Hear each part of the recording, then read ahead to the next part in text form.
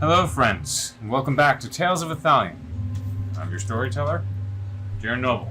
This is where a bunch of nerds and non-ducks play Dungeons and Dragons. Okay, good. I don't believe that there are any announcements, so, unless anyone has anything else to add, amongst the table? Nope. Take 17. Yeah, I know. Without further ado, get comfy, and let's begin. Last we left off with the menagerie. They had made their way, finally, into Rebton. The long journey and road of over 2 months finally bring you to the southern town city. The group ran into another group of traveling soldiers on the way there, however, who carried a madman with them, being taken from Rebton to you don't know where. A close call was had with them as Shut up. Don't Shut know. up. Just there were some interesting excuses made. But you made it past them perfectly fine. With a word of warning about Rebton right now in the moment. When you finally reached it and entered the town city, CAEDRIK and ANETH took the wagons and horses down south to CAEDRIK's house, while the rest of you were told to explore. You took the letter given by Onagon to the Wicklet Lighthouse, where you were met by a mute Tabaxi. They simply took the letter from you, returned with gold. You all, happy with this, and with heavier pockets, found your way to a magic shop nearby, where you met the humanoid-sized Etten, Orville, and Snag. After some looking around and inquiring, you learned that Ruby, the not-so-recently acquainted thief, stopped by and attempted to make a deal with the owner with your items. Orville was interested, but wasn't giving what Ruby wanted. The scrappy thief made a deal with Orville, that Orville join the fight pits, and if he beats her champ, or her, then she will give the items. If he loses, she gets what she wants. Orville, scared to fight, incapable of doing so, has asked the menagerie for help in exchange for 2 items, as you bartered. The party, thinking about this, not fully settled on a deal yet, exited the establishment back into the midday sun. And that is where we left off. So, as you now stand in the open streets of Rebton, one of the main and central roads, you look about to the clay and brick houses, the gray stone buildings stacked and cemented, anywhere from 1 to 2 stories high. Their dark blue and dark green tiled roofing, the multi-pane windows seemingly looking down at you as you're on the paved walkways. People brushing past you of several different races and kind, either flowing in or out of the town, north, south. Each one seems to be doing their own business, heading their own direction. Although you guys carve a figure, you're not the ones that always stand out as you look about the people of the town. Some of you make way for horse-drawn carriages that begin to move up or down the streets. The same thin copper lantern poles remain unlit for now, and you still see that every once in a while the wires seem to spark but not fully light. What are you all doing, Menagerie? I believe we had discussed last time that we were quickly doing general store things. Sure, which I said that I was going to expedite anyways, because there are a few general stores around Rebton, and it is not very hard to get what you are seeking, either just to help fill up the pack or anything like that. But is there any specifics as looking around the table?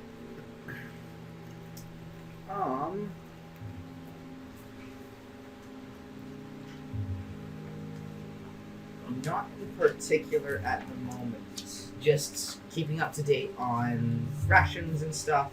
Okay. Yeah. I wanted to resupply on the healer's kit, that kind of thing. Okay. Water skin. Need water skin.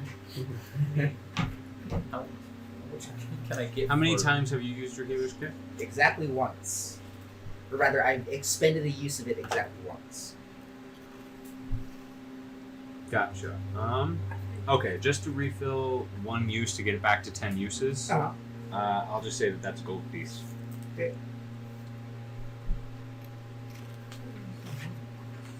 What's up? I used it more than once. I've used it more than once for various roleplay things, but for actually using it for its intended purpose of stabilizing a person, I've used it Yes. That's probably one of mine. Yeah, I've mentioned it a few times for roleplay. No one else refilling a pack, anything like that? The disguise kit, or is that just unlimited uses? I didn't see a usage thing when I was reading through.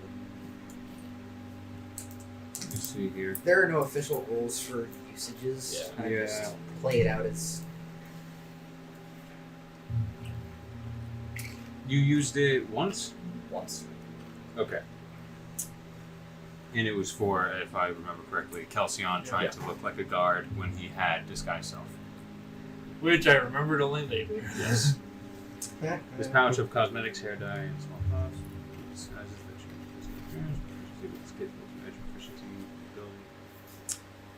I'd say if you're trying to get that refilled, that would probably be, I'd say 2 gold pieces.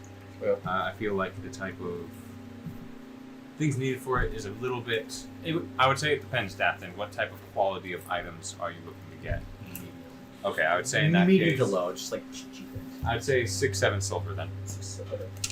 If you were trying to go high end, you could get some gold and get some better quality of items. But there are certain corner stores or just small stop-ins that you find that are selling And then these the certain items. water skin. I'm guessing I can't even trade in the gross one I have. You feel like you just probably have to buy a new one. Yeah. It was. How much would or just nothing? It would be a copper. Oh, good. I only have 1 copper. Those are not hard to come by.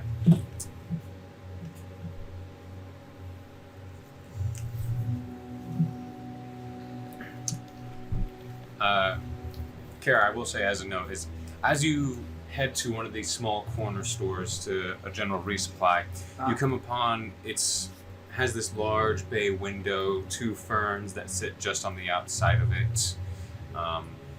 Small sign saying Repton General Store. As you walk in, it's a very small, like cube-like corner space. Several tall shelves and a small L counter sticking just out of the wall to your left as soon as you walk in. It's pretty basic. She's grabbing the items and stuff, goes, just saying, I hope that you don't be coming back for too many more of these. We are running a little low. Is something going on to... Most of our supplies come from the apothecary, and that place is a little bit... It's busy. Never really a free moment, and we normally get our supplies from them, and they are pretty strict, so don't go get yourself injured too quickly. I try my best. Thank you for the warning. Have a good day, then. You as well.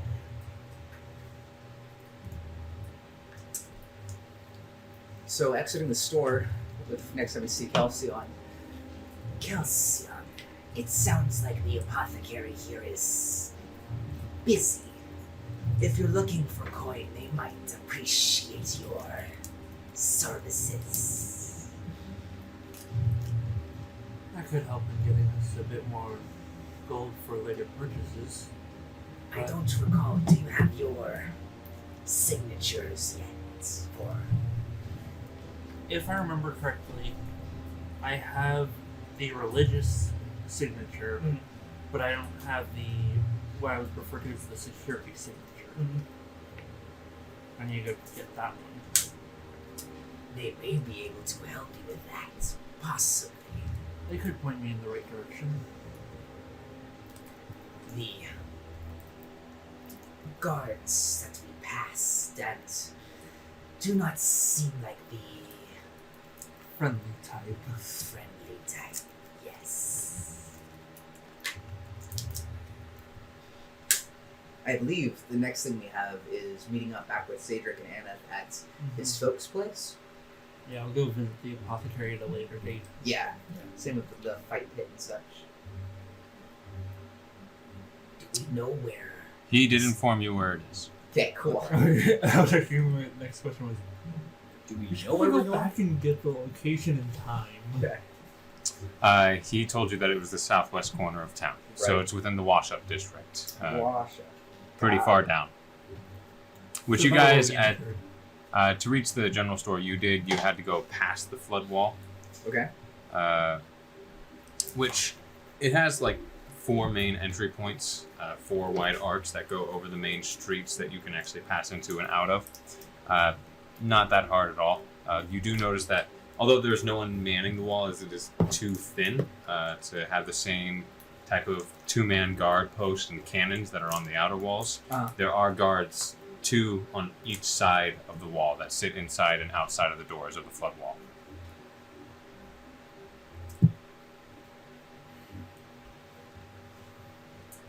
Why do you suppose they put guards between districts? See, as people like walk on the sidewalks or get off and kind of flow into it, they just keep their eyes scanning. Their visors down, so you can't really even see their eyes as the muskets on their shoulders kind of seem tense and ready to go. From a controlling standpoint, it kind of makes sense if you're trying to separate wealthy and poor districts, prevent certain people from going in and out constantly. There's that. There's also the potential of thieves, pickpockets. Yeah, but the guard way up there won't be much help with a thief down on the streets. True. How many, like, where we currently are standing, how crowded is it? You notice that for what is the nicer district, there is less flow.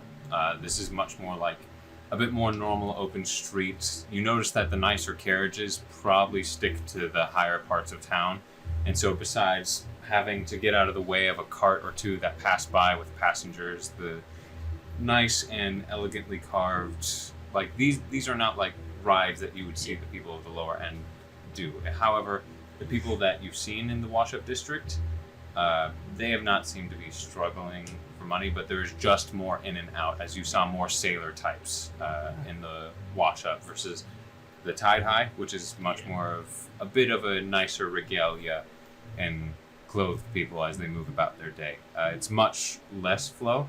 You do notice that there is a few more bygone guard that are up here specifically.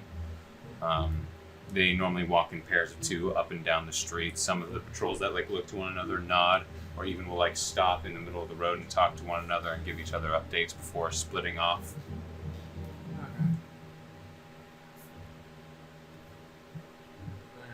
I'll wait till it's less crowded.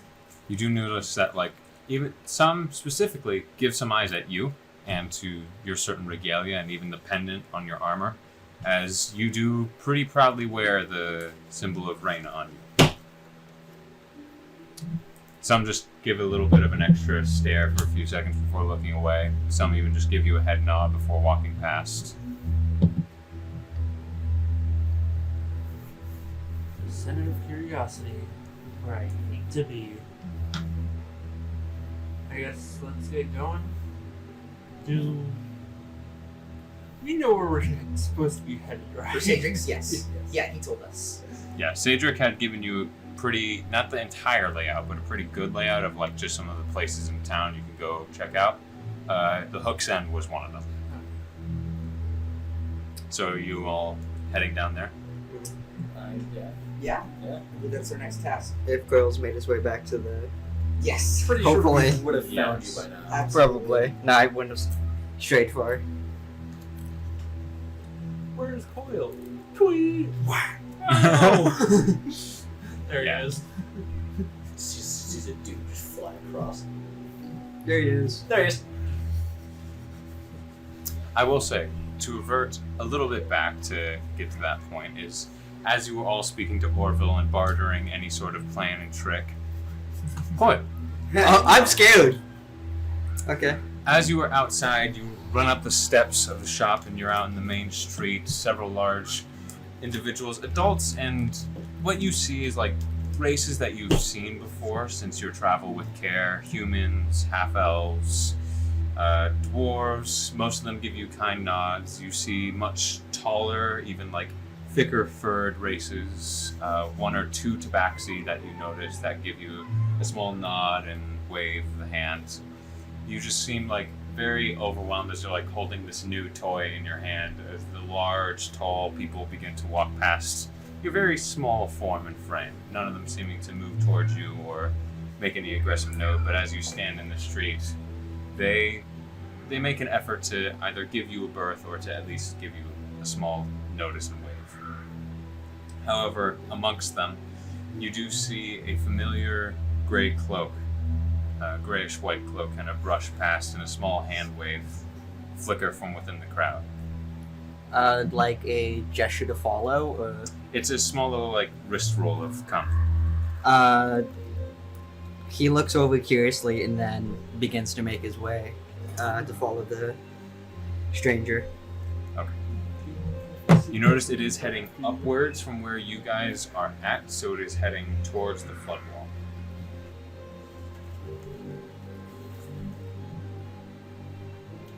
Right.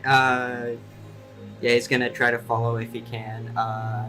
If he ends up, Sure. yeah. As you begin to like chase after and follow, go ahead and make a perception check.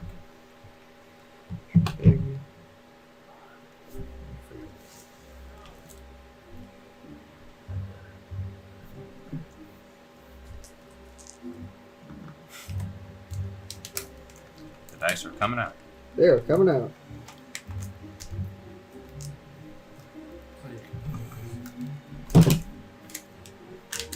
Nat 20, baby. All right, nice. 24. 24. You see that within the large streets that head up towards the flood wall, there are like small split-offs and alleyways, and maybe 2-3 dozen feet before the flood wall itself, like the main entrance, you see just the glint of the figure of the envoy slip into one of the alleys. He's like 40, 50 feet ahead of you. Realizing that he does recognize the figure, he begins bolting over to the... With a quick sprint, As you turn. fast and as you- his stubby little legs can carry him. Yeah. It takes a little bit, but within a few seconds, you make sure to sprint and you turn the corner. And waiting in this thin alley in between some of the buildings and houses is the thin man, pale, almost vanilla white skin. The yellow eyes once again tracing you up and down. His straight long hair resting on either side. The horns that poke out of the white hood as he looks down to you. Gets down on one knee immediately. And he opens his arms for a hug. He practically tackles him. How are we? Good. I got a new toy. He sees the thick gray carved ram whistle and he goes, "Oh my!" And he points it away from himself as you hold it up to his face.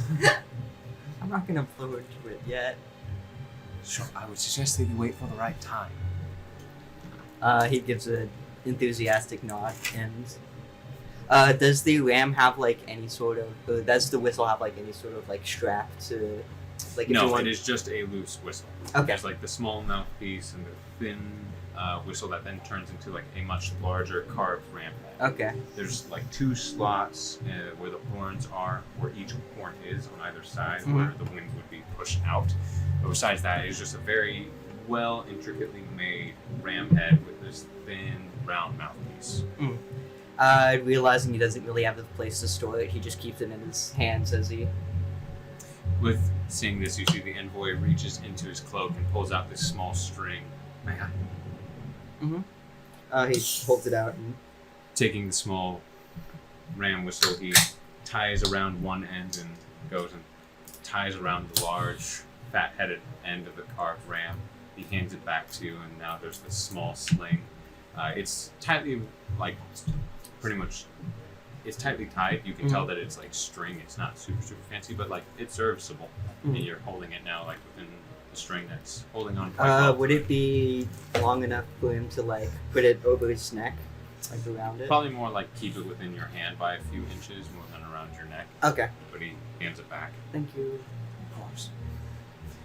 I'm sorry about the last time that we met. I know it was very, very rushed, but It's okay. there was certain matters that needed attending to, and there were certain risks I didn't want to be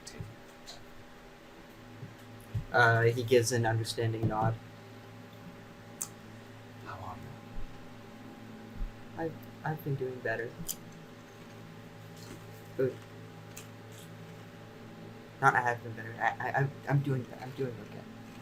I'm glad to hear it. Glad to hear it. I'm And not very good at words. do not worry, I'm sure to mess up from my time to time. How is your caretaker? Care, I believe his name is?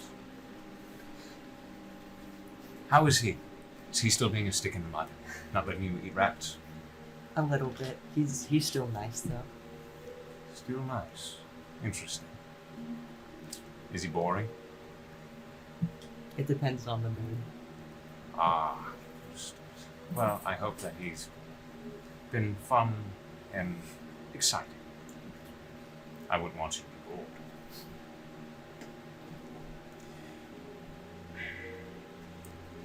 I wanted to check up on you again, so I know that it can be random, and I'm sorry that I don't get to It's okay. see you a bit more consistently as we used to. Mhm. I used to be able to drop by so often, but things have gotten complicated. But I just wanted to let you know that I have freed up some of the problems that I've been having recently, so I should be having much more time to drop in every once in a while. Okay. What have you been busy with? If you don't mind me asking. The world of grown-up things is a strange place, and I would inform you not to rush into it or be too curious about small things. Is this the adulting everyone has Yes, you could say that indeed. Tell me, these new friends of yours, I think I mentioned them before as I saw them. How are they? They're nice too. SAAKA, the orc, she's a little cranky sometimes, but She seems scary. she is, but to everyone else. And as for the two ones that somewhat look like me, horns, The tieflings. yes.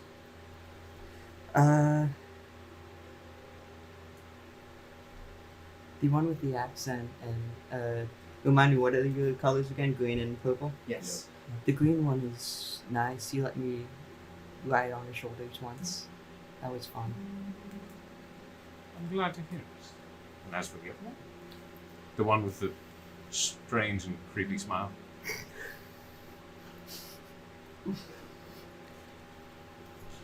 He chuckles a little bit under his breath. He's nice too, a little bit on the well, trickstery side, but he's fun. I'm glad.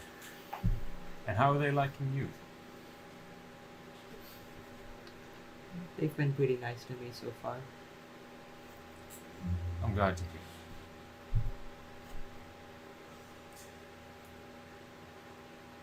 I don't want to get you too excited, but I'm beginning to make preparations for our little adventure to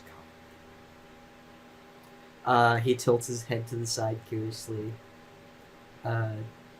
Clearly intrigued as to what he means by that. I promised you a while ago when we were on the boat together that we would meet again and we would go for a journey on our own. I don't want to excite you or give away any details, but with my new freed up schedule, I'm able to focus a bit more on us. So, I hope you know that I'm glad that you like this group, but be prepared for one day that I may come along and whisk you away for a little bit.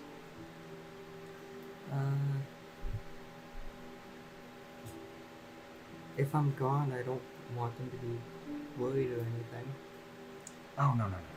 I'll make sure that you're completely safe. Okay. Of course, only if you wish to come. No, I want to. I just don't want them to be worried for me or anything like that. Is there anything I could do to calm you? I know you told me not to tell anyone, but could I at least let them know, like, not about you, but just what's going on? Like, I'm going with an old friend for a bit, but he thinks for a second, realizing that sounds a little bit suspicious. Kind of sus, bro. Kind of sus, bro. When I draw closer, this is just the beginning steps. It will take me a while to have this all prepared, of course. Give me some time. When we are closer, I'll discuss with you what we could say together. Okay. Does that sound alright? Mm-hmm. He stands to his full height and he looks you up and down and smiles and he goes, "You've grown Not really. since last I saw you? I didn't realize it the first time, but yeah. Yes, you have." He grins a little bit. He's still short as ever, but he's realized it at least slightly. He smiles, ruffles your head in between your ears. Take care of yourself. Okay. I will. He stands to his full height, and within a few steps down the alleyway away from you, he disappears into a small mist of glitter and silver dust. Just carries on the wind. He just watches the shimmering particles floating in the wind for a little bit before they disappear entirely, and he just smiles and continues walking through the area trying to find...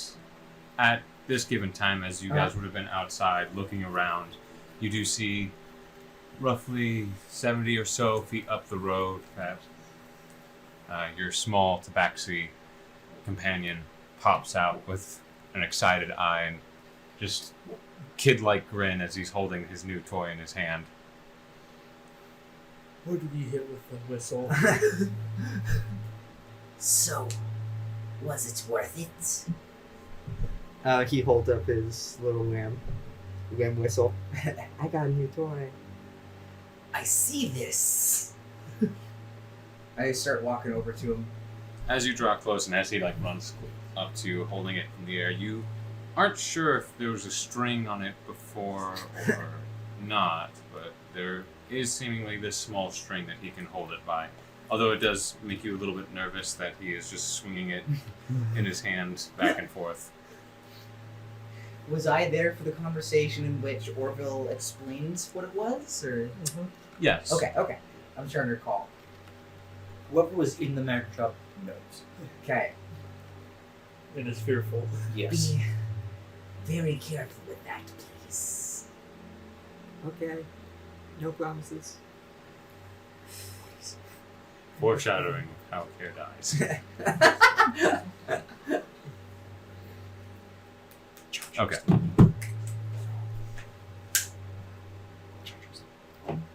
So, Back to the cutting back to present. Yeah. As you all are beginning to make your way south, you all walking together. Are you guys wanting to take a cart? Are you guys wanting to walk and just move through the crowds? We could probably save money by just walking. Just walking. Yeah. Okay. It also gives us a little bit of time to get an eye on the city, figure out what the general feel of this place is. Sure. Although you were told the area, I would still like one of you to make perception or persuasion, just to maybe talk to the people of directions or Not me, I'm find it direction yourself. I could do persuasion. I can too. Go do this persuasion, child. Do you have my d20 That's a 7, boss. Oof. That's Gotcha. all Is that what you roll? Most just people that tell you me walk about up to and begin Yeah, to like let's kind of raise your hand to catch their attention or begin speaking to, just walk right past you. Since it's character, couldn't we have made him make an intelligence check to remember the directions? I'll make a history. Yeah. Investigation. 12. It was a nat 2. Considering that they were already walking past Care, you trying to pipe up, they're already a few feet past and going.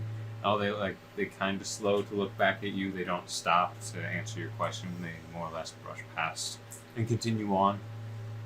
No one is really stopping to help you guys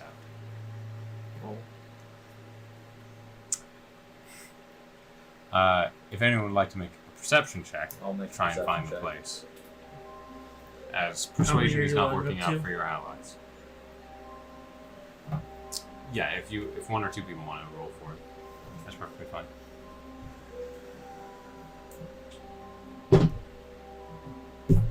Nine. Okay. Guys are gonna have to start messaging until CAEDRIK picks up for your Google Maps. Yeah. Did you? 25. Huh? 25. 25. Okay. So Cedric's like, you guys are idiots. I know exactly where we're going.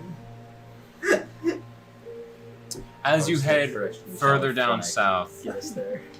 the ocean air can be smelled nearly everywhere throughout town, except for maybe the peak parts of the tide high. But now more than ever, as you walk to the southwest corner of Ripton, just a road or so before reaching the most southern wall, you, above all else, as there are several different smells of good or bad. There can be anything from something that's being cooked inside of a house, or maybe some strong mead that's nearby, once again being shared with a meal. You smell it and begin to follow the scent yourself. As DATH'TAN, as you begin looking and using your keener senses to try and pick up on this same scent that you and your Tiefling friend have picked up, you swear you just feel like a small and a little bit of seagull poop is both on your shoulder and on your chin as you look to it, completely cutting you off of detecting this. KELSION begins to lead the way. Come on, guys. I'm directionally challenged. This shouldn't be my job. Take a rag and I'll clean that off. As you begin following you, your pride injured more than anything else. My pride's always been injured. Fair. Let's just not talk about that much. You finally come across a building of wood and timber. KELSION, you leading this path, you see a 2-story tall structure. The make is a bit blocky and flat, longer building for sure. Everything is squared except for the angled roof, a bit scalene in its shape, giving more room for the front face of the building, which appears to be a large open bar, but a bit different. The front wall of the first floor is gone. No door, no wall, no windows. Instead, there are just 3 thick wooden pillars placed from the front corners to one down the very center. Each one that is reinforced with metal studs along the top and bottom. One long running beam connecting the 3 of them to the ceiling, assisting in keeping this whole building from tipping forward over. Along the support beam is a sign bolted into the front of it that reads Hook's End. The sign itself has somewhat faded, but you can still make out the white painted words. You notice sitting next to these supporting pillars are barrels of fish, freshly stocked and kept, giving sheens of silver or light reds to even a healthy green red from the scales of their skin. They sit, some still giving just a slight twitch within the barrel, the smell heavily permeating the area, Some of you find it nice, others not so much. It is a tiny bit overwhelming. But the also enticing sense of grilled, cooked fish and sweet-smelling ale and hard cider is alluring and begins to pull you in. The second floor is built a little bit different than the first as you begin to walk in. You notice 2 windows on its flat planked surface, both windows looking out to the road below, and you think you see a figure poking its head out. Familiar one. Dark hair, long beard, looking out. You think, top right window, you think you see the head of CAEDRIK in the second story floor.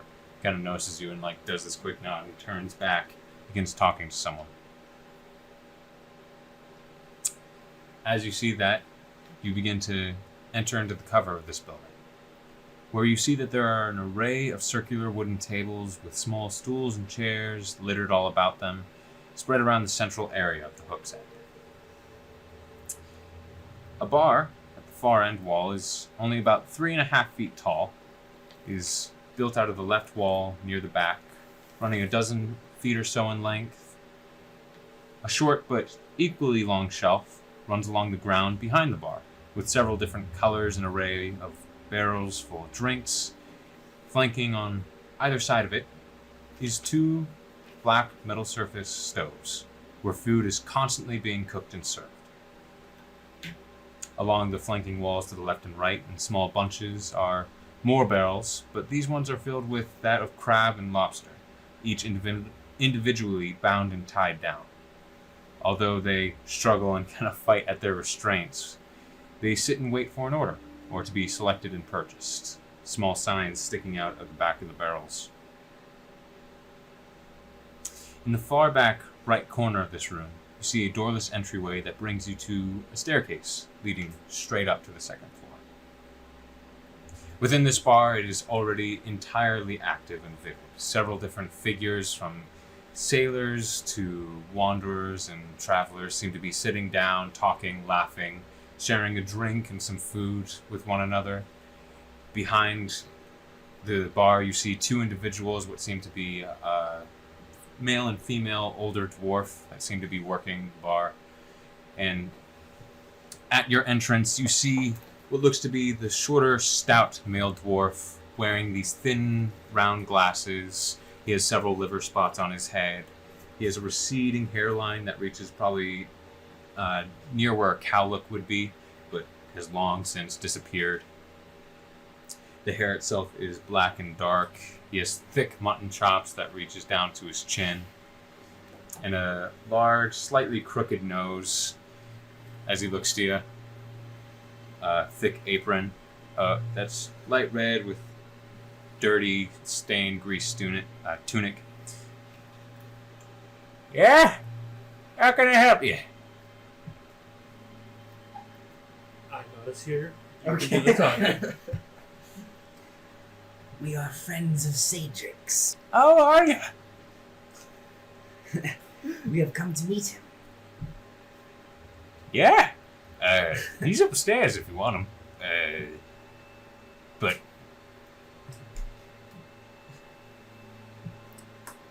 I don't want to miss It is a Are pleasure you- to meet you. the zoo. I'm trying to ignore this comment.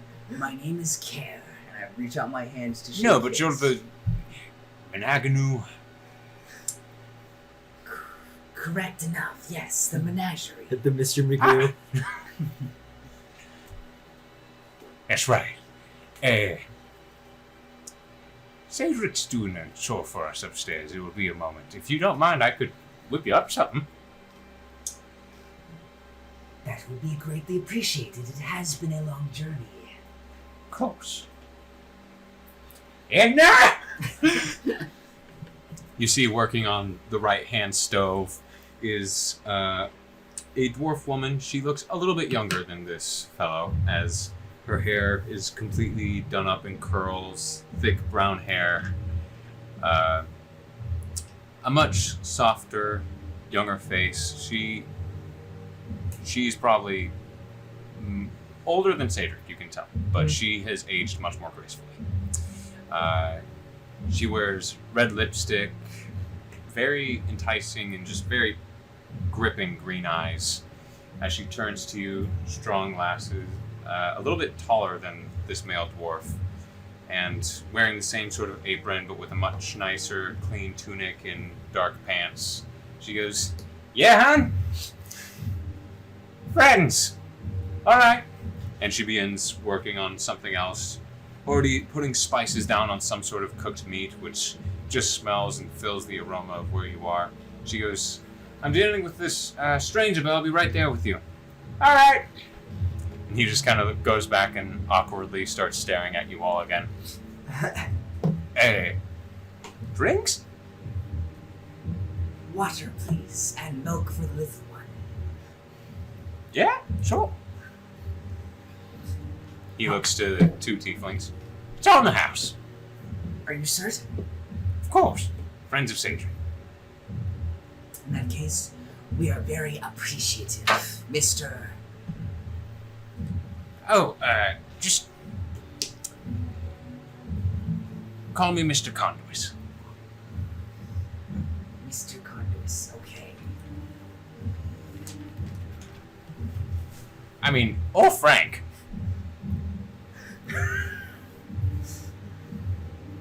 Mr. Conduit will do, thank you. You see that he turns and begins walking with a little bit of a limp towards the barrels as he begins grabbing mugs from the top of the short shelf and putting them like right on the ground underneath these barrels before filling them up. As he looks back to the two tieflings, pointing at them. I'll have water. Same here. "All right." Begins pouring it. Comes back. He has this small little like shot glass of milk, and then what would be pints of water. Alright.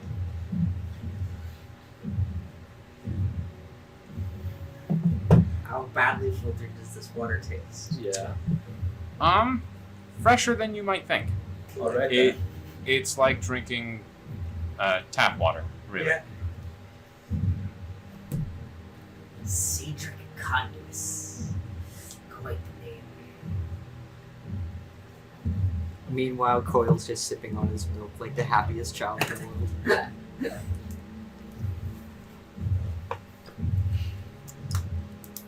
You do see that this dwarven woman looks back and goes, "Can I make anything for you?" One order of fish and bread, fish cooked very slightly. "All right." Very rare. Looking back to rest of you. trying to think, when was the last Fish, crab, lobster. time, when was the last time our characters had a meal? I mean, you guys have eaten. Well, yeah. Yes. But No, like, been a I'm very time hard- frame. like, well, yeah, like rough. If you guys didn't stop for breakfast, this would probably be your first meal of the day. So it's roughly midday, a little bit after. So that's You about guys are it. probably pushing a little past 1.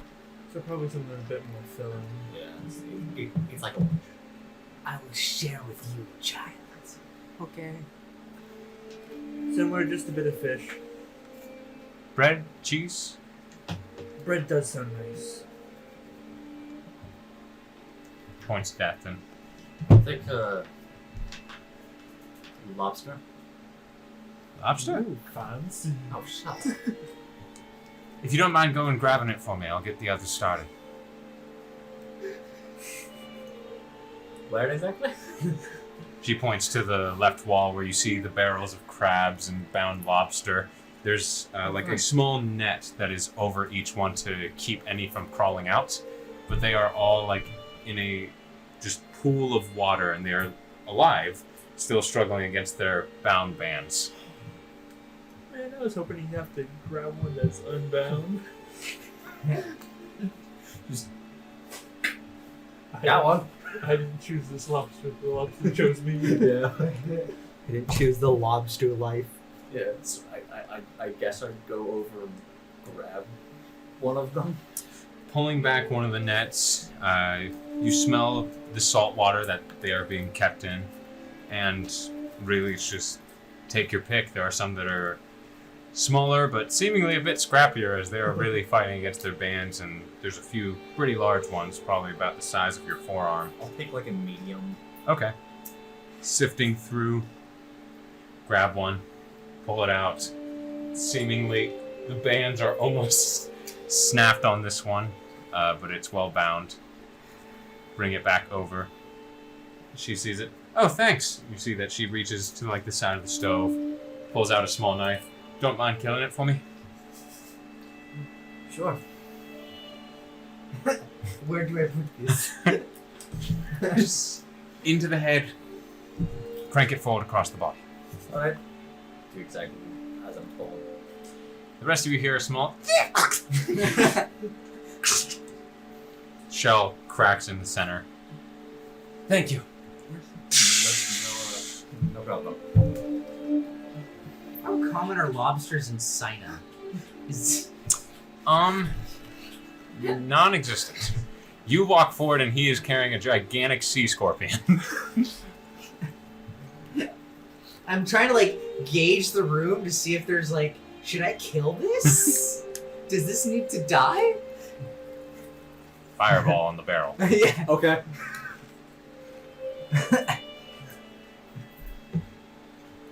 You see that this dwarven woman that was called back as Egna is putting on this fish and bread on a plate, turns and places it. And by the way, like, all of you guys are... The bar's like 3.5 feet tall. So most of you guys are not even like... What did you say? I breathed in it. It's maybe coming up to some of your guys' waists. Really took you Stools by are pretty surprise. short. The tables behind you guys in the main area are roughly your guys' size and the appropriate size for this sort of thing. But this front bar is... Yeah. I'm good. I'm not dying. I'm good. A bit too small for you guys to be sitting at in these stools. Comment about this earlier in the week, and it actually came up. That surprised me. I'm good. Carry on. You see that she walks past the bar into the main center area, and she sets up in front of a large cloaked individual that's amongst the group around. He goes, "Here you go, sir. What was the name again?"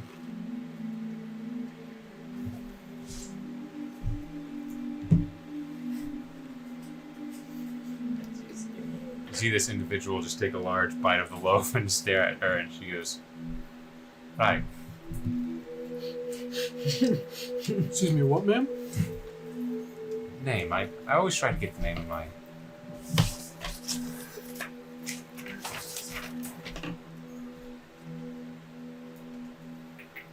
We're doomed. Pronunciation. You see that he leans forward and whispers to her, and she goes, "Okay." She takes a step back, smiles, and turns. I would say Kelsion, one with the highest passive perception. This figure is well built as he sits at the table by himself. You see that his hood is down, where you now see black hair that is half up in a bun while the rest falls down just above his shoulders. Reddish brown eyes that hold a look of a bit of lostness and thought, yet he seems aware of his surroundings. His nose, you notice, extends out normally, but ends with a darkened snout, almost like that of a dog or larger animal. He has thick sideburns with a healthy mutton chop beard that connects lightly on the chin, a scar running straight down from the left side of his lip. His large hands reveal long, strong fingernails at the end of his fingertips, which are partially covered by torn gray gloves. He wears a thick, faded blue cloak, with a deep night blue leather armor underneath that holds sewn-in steel armor on his shoulders, ribs, and sides of his gauntlets. All metal holds elvish writing in them. His large boots barely make a sound as he shifts in his chair slightly. You notice that he wears a necklace, that of an obsidian bat head with clouded white eyes. Its open mouth reveals navy blue fangs. Sorry. You notice... No. Are you alright? Yeah. Okay. Me Finish this dying, description Nathan and the cleric's actually dead. dying. Yeah. Well, if we can fit poison. He also carries Only the with him tieflings. Yeah. 2 elven short swords. You see what look to be almost a deep blue wood for the grips, along with the beautiful curving steel short swords, and an elvish longbow that leans against the table along with a quiver. You have seen races like this rarely within the Badlands of Draftsleach. This is that of a shifter. They are also known as Weretouched, or Cursed Bastards. Able to... This is gonna have your curse as well. Do you know Only what? It is pretty clear the distinction between the two, as although you know DATH'TAN's traits, he is that of a tiefling figure, while this individual looks much more beastly in his humanoid form. He's a bit more of the more primal type, but I don't kind of like leaning to get a better look at him. I turn my head to face him. You do feel eyes on you, That's Duskaider. Can I I help you? wave like kindly. Just, I'll be back. And I go over to him. You walk over, and he is humanoid. There are humanistic features to him, but it is just very evident of his beastly counterparts. As you sit down, you look at the individual's eyes. He just meets you, not blinking, unflinching. Sorry for starting. Is this seat taken? By all means, go ahead. Thank you. I apologize about my party back there. They make jokes because of abilities that I've been doing. We're very curious what you. Why me? Strange figure, nice weapons. Seemed very interesting from the other people here. What can I say? What about you? You said you had some powers or I have abilities. Very weird powers. Yeah, how so? Ones that I can't really explain. Oh yeah? Why don't we go somewhere more privately and tell each other? I just realized how this is going. That is. I'm sorry. I'm so new to role playing. Oh my goodness. What about you and your party? What are you guys doing here? Can't cheat on your Kelsion like that. Yes, I can. Shut up. Coil starts At this playing point- on his mandolin in the other room.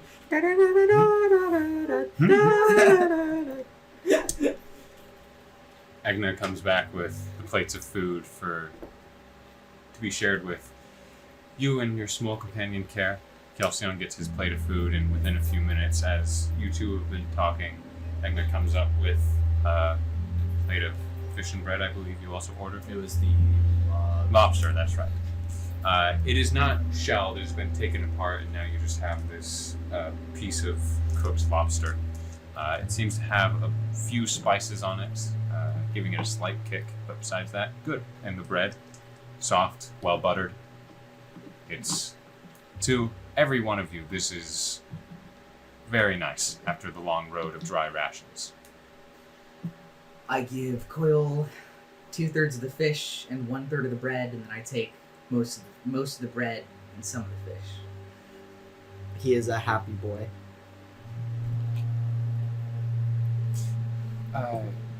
Agna kind of looks to you and goes, if you want, I can go in the cellar and get a sweet roll for the little one. That'd be greatly appreciated. Of course. I'm certain he would love that. She kind of leans forward. She goes, "Do you mind keeping an eye on that one?" As she gestures to the figure speaking with DATH'TAN. I can keep an eye on him. Thank you very much, lad. Absolutely. You see that she walks over to the left corner of the wall where this bar begins and reaches to where you wouldn't really think that you could see it, but a small, like, grip for a hatch opens it and she steps down. Do I see?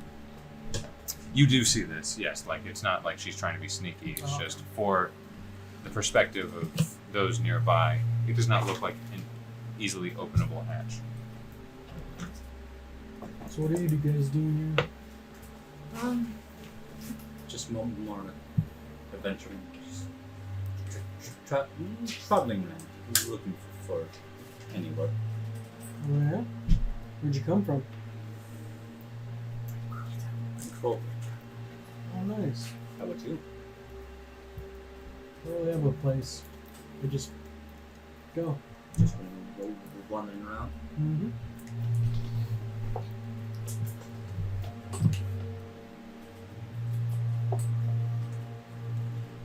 But may I ask, what are your capabilities?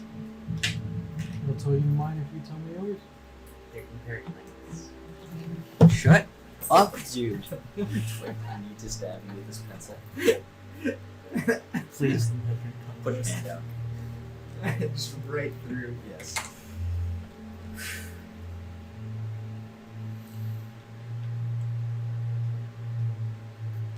Look around. Is anyone else looking? The people here, like I said, the largest percent are normally sailors. They vary in their races, but once again, it is mostly what you've commonly seen of this island so far. There are a few half-orcs, a few dwarves, but mostly half-elf and human. They are most definitely noticeable of the green tiefling and the beastly humanoid that are sitting. You guys are more off to like the left corner closest to the bar, and everyone else is kind of spread around. They aren't giving you a berth. They aren't super staring at you. You feel like these sailors have probably seen their fair due of strange or rare races. But you guys, once again, the menagerie carves a figure. Yeah.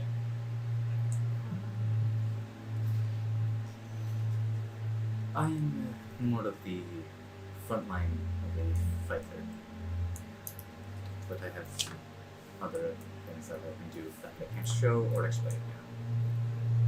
Not weapon.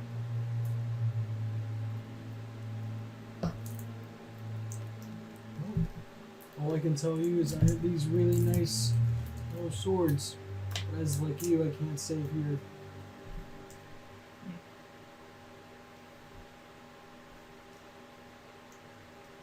Well then, that is not I'm going to go get.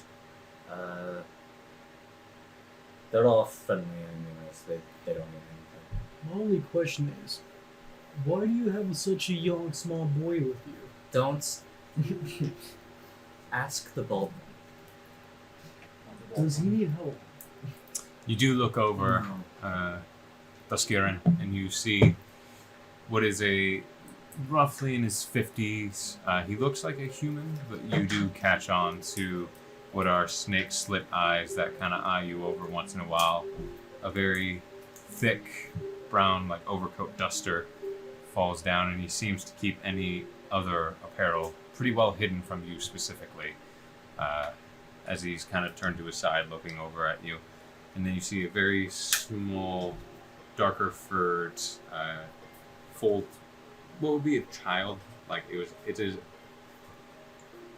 little over 3.5 feet, tiny bit on the plump side, not like fat, but he is still a child. He's floofy. Yeah. I just nod my head towards them.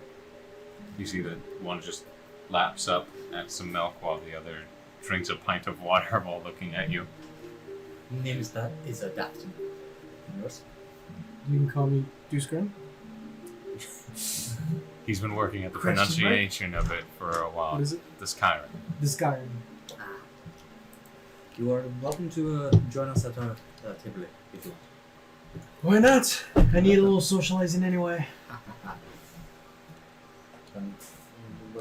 Let's go. I walk Sit back down where I was at. alone. And I take a sit down, just looking at everyone. Look at who's making friends. Shut up. You were starting at them first. I can't help but be curious. You see the Thank you, but dark brown, curled haired dwarf woman come back with that of like a large reddish brown cinnamon roll. Probably about the size of your head, COIL, as she places it down on a platter. Warmed and fresh steam comes off of it. He is enthralled by this thing. He wants it all in his mouth now. I am so remembering that next time I order. Do you want me to make you one? No, you already got my order. That's for She- next time. When you were taking a bathroom break, she had brought out the food. Yeah. So at this point, everyone is eating. And so you guys bring your plates over, sit down. You do notice that there is a not very tall, but very muscular female half-orc with a great sword that is just resting on the table, staring at you as you sit down with the rest of them. and me? Yes. Wait, who is he? Okay. Do you guys know her? And who's this one then? That's SAAKA. She's cranky sometimes. A lot Oh, I can of the tell time. from the face. Oh no. Oh, come on. Why not put a little smile on your face? She Oh, she looks is over to grumpy. the rest of you with "I'm gonna kill him" eyes. Please I'm don't. just smiling because I know he messed up. You weren't joking when she said she's cranky. Oh, Message to SAAKA. Please don't commit another crime. Okay, one more time. How do you pronounce my name? My Duskiren. Duskiren? Duskiren. The Skyrim. I think you That's said. why I was using this Duskiren, reference. Duskiren, both. Hi, I'm Duskiren. She doesn't. She like moves and then stops, punches her fist, and folds She's her arms again. rude like that sometimes. Don't take it personally. She looks It's okay. over to you, Care. Shakes her head.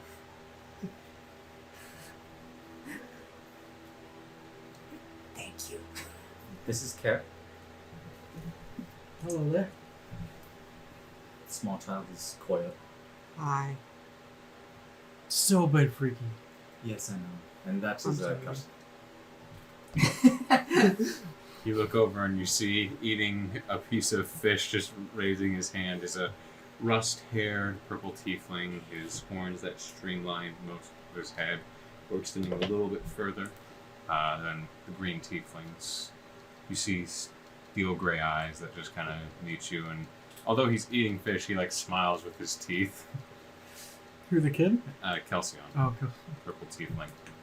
When's the last time you guys ate exactly? 6? No. Last night. The last night. Yeah, we didn't do breakfast. Looks like you guys haven't eaten for days. No, we've just been traveling for months. That's We've the been only traveling. difference. We've been traveling for a while. We took the road from Kulberg and we had a bit of a detour. That's one hell of a detour then.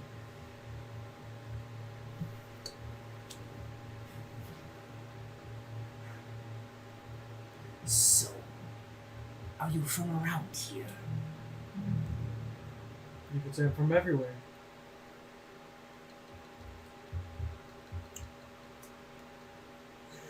Why do we always have to associate with poets? Because you think any sane person is going to talk to us? He has a point. I hate that he has a point. I'll look back at the orc. She's just staring at you. Does she ever relax, or is she always this tense? She's always this tense. Like even in her sleep, she's always that tense. It's weird. You know, if you keep your face like that, it creates more wrinkles. She stands up the chair. As she stands, she takes the great sword, puts it on her back. Going to go for a walk. She turns, begins walking out of the bar. You should probably keep an eye on I'll go with Do not follow me. not her. me.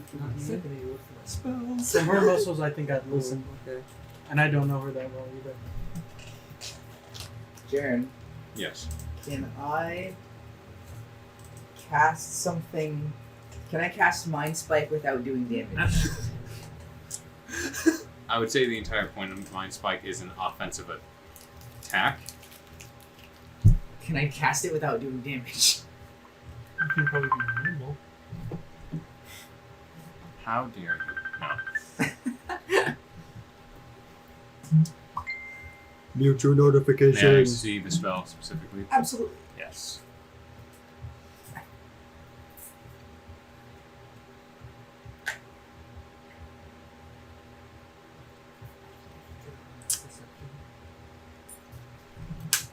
Okay, so if it was can or you can make, this is must make. Sure, fair enough. So Oh well. no, you wouldn't be able to, and that would be ill-advised. Just don't let anyone put you in a crystal prison. Thanks. Excuse me, what? I would be worried more about all of you than me. Try not to disappear by the time I get back. Yes, Saaka. Don't look for my equivalents. Don't go swimming.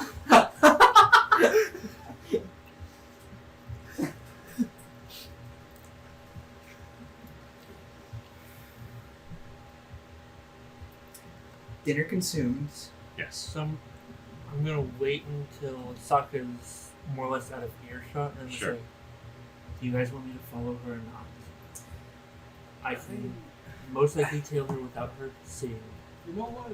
Because she's not as magically inclined as the rest of us. That's the problem.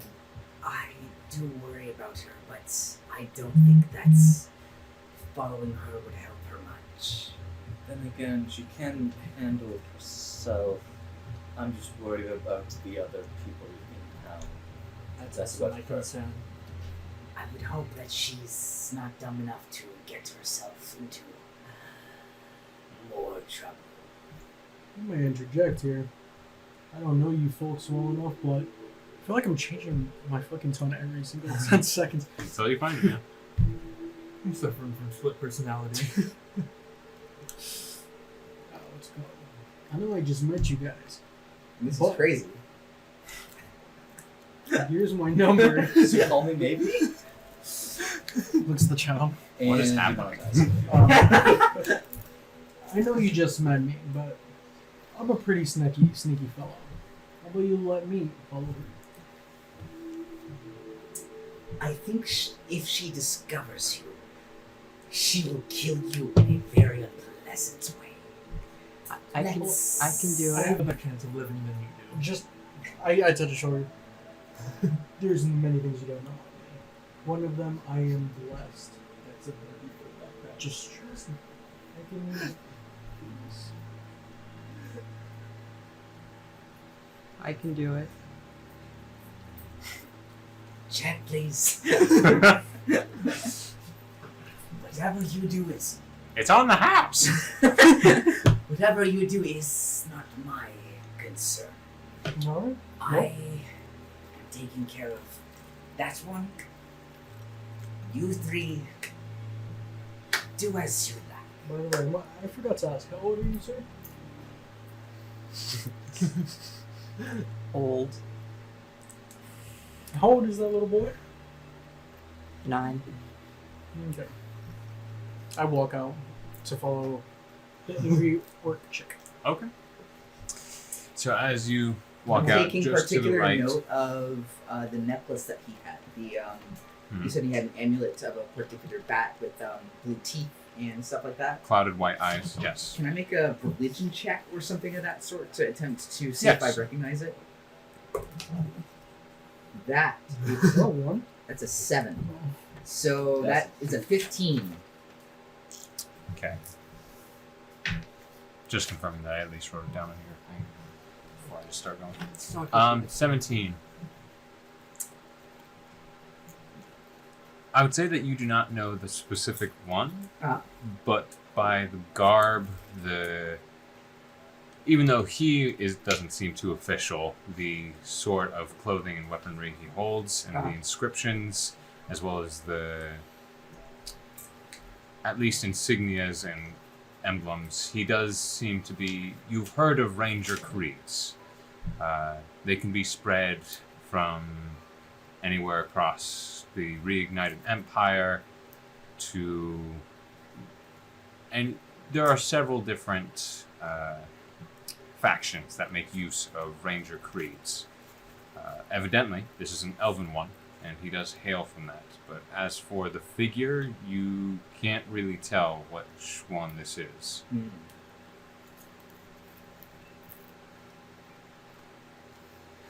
Interesting. And as you walk out, Duskiren, and you are like just before the southern wall, so it's flattened out, but you do see the point is where the city begins to ascend again. And you see that SAAKA is making her way up the road. So you can follow her and try to like stay to alleyways and crowds. I would say make a stealth check for sure. Yeah. If he's gonna die if she catches her, I'm gonna go follow him to make sure he doesn't. I'm going to Isn't stay it? Whoops. here. and Sorry, talk I don't to mean to do Cedric. Are you sure you don't want me to Same do it? here. What's around I me got right now? Is this. there people around me? I know. So within the Washout I may not district, ask. I it have is a friends. bit more crowded, especially like near the southern wall where you're near the storm safe docks. There are several people crowding around you, and it's not like a whole packed street. It is just groups of people, or one or two at a time. Some that are just like leaning Plus, up against I don't corners think or sitting on keep it in barrels. harm's way. It's not like it is packed, This but could it is go back busy. pretty People quickly. are like moving their way up or down, or just side to side, going building to building, from small stores to just entering houses. As people seem to be going to their homes. Alright, I'm just gonna blend in with the crowd, going behind her. Okay, so make a stealth check. 7 plus my stealth, which is. Where is it? Before you roll, because this could. I already did change- roll. Oh, you Yeah, already you already made the roll. Plus 8, so 15. 15. As you begin to sift group to group or person to person walking next to them, you realize that groups are probably not the strategy to go, as you're almost 6 foot, so you are roughly the same height. You are not the same figure. You most definitely stand out amongst passing people or sailors, and although they don't really like point you out, call you out, or go like, "What the heck are you doing?" You realize, oh, this isn't going to work if she turns around. So you quickly just begin to go into small curving alleyways that are in between two houses. There are like some barrels and crates that you duck and get real low as you can behind as you get a bit close, and you see that she like looks behind her shoulder every once in a while. You don't think that she's on to you, but she is just an aware half-orc, and as she makes her way up the road, you do have some tricky and close calls where you're walking and she begins to turn and you quickly dive into an alleyway. But as she makes her way up, she gets about to the halfway point of the city before she turns left from the main road into some of the offshoot roads. As you go up and follow, you see that she's beginning to head to what would be the western gate.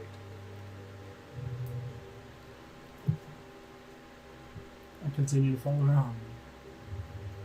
Before they get too far, would it have been possible for me to exit and try to catch up with at least him to follow? Your passive perception, I believe, is 15. Yes. Okay, yeah. That is his stealth, so you see him as he's going up.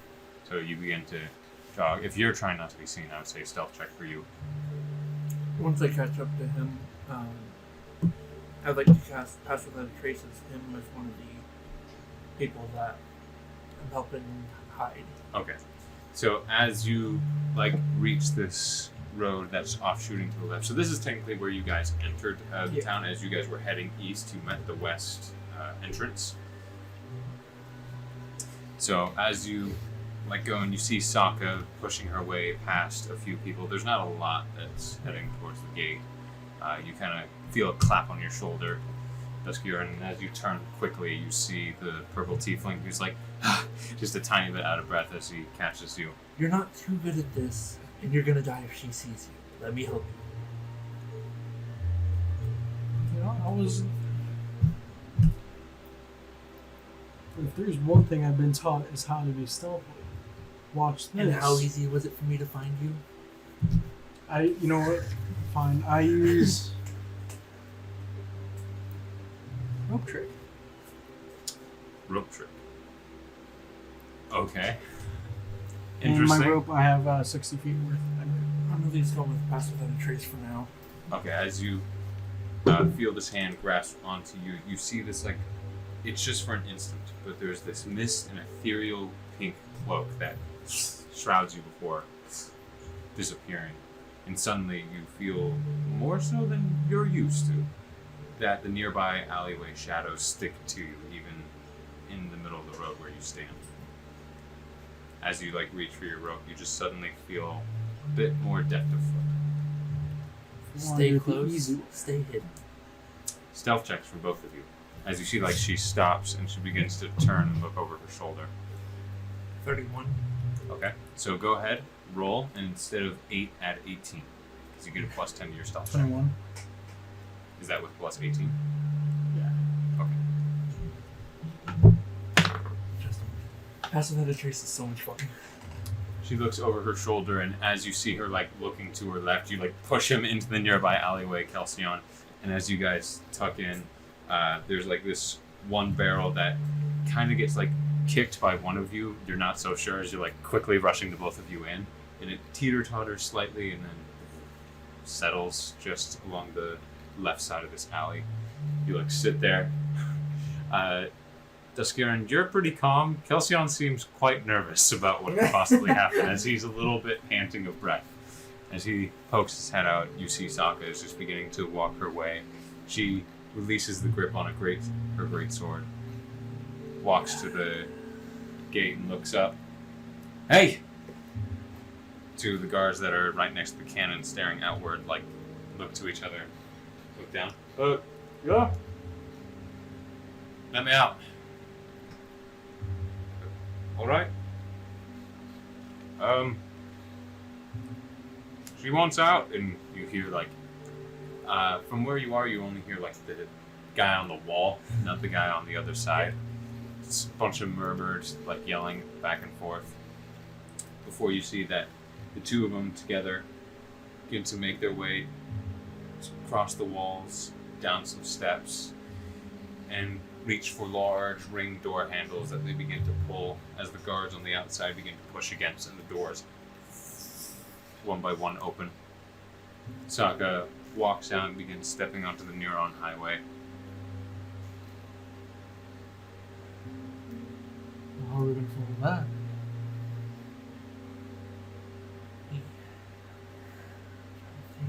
How tall is the wall? We're not scaling it, I can tell you that now.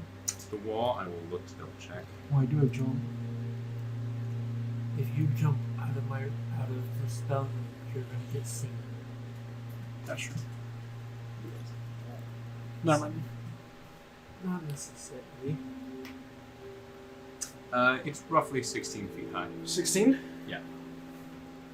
But it is... Is the spell connected to you, or... Spell's connected to me. Okay. Here. Let's go over the wall. I About use... 30 feet. What's it called? Rope trick. To scale over the wall. Okay, just saying the rope does not move. It just goes, It just goes straight up. Yeah. That means, but I can climb up to it and then jump onto the wall. With it. Sure. I will say that if you are doing this out in the middle of the open, Okay, no. we're not I hiding, didn't you think are of that. climbing a rope straight up in the middle of the air. Okay, that's fair. I'm just warning. You can do it. So are you wanting to do that, or? No, that's gonna expose us. How wide open is the door, by chance? And how Both doors broad? were opened. It's the door itself is probably like close to 10 feet wide, so the opening's probably like 4 or 5 feet open at this point. As it does take a little bit to like open and close them, as you experienced on your first entry. And how well lit? Is the entryway? Yeah. There is no lights within like this arc that there is in it, but it's not like it's blinding or anything like that. The wall is about 12 feet thick, so the door is like right dead in the center of the 6 feet. So you walk in, walk through, and you're right back out into the sunlight. Oh wait, yeah, never mind. My thoughts were that it was nighttime for some reason. No. Okay. Is there any shade against the wall? Wait. The entry? Like Yeah, against like the wall? there's no like lantern or thing like that. So within this arc entryway, there is darkness and shadow, but there are like 2 guards up on the wall, and then as you saw, there are 2 guards that were right in front of the door. But SAAKA seems to just be able to get past perfectly fine. At this point, the doors are open, and then all right, close them up. Begin to Is Let's it just head to the doors and just act like normal. is as it the doors are beginning to try to close, you see slip the out. 2 Alright, that's fine. guards. Let's just try to slip out without them having to reopen the doors. I try to blend in with just the shadows. Just walk normal. Or, oh, It's normal. easy. Okay, normal. As the 2 of you pop out into the street, begin walking.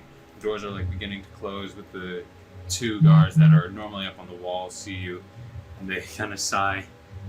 Walking through. Yeah. All right, push them back, boys. There's no need to open them up fully. We can just squeeze right through. You sure? Yeah, we're fine. All right. There's maybe 1.5 feet or so of room, and the 2 of you could easily kind of just shimmy past.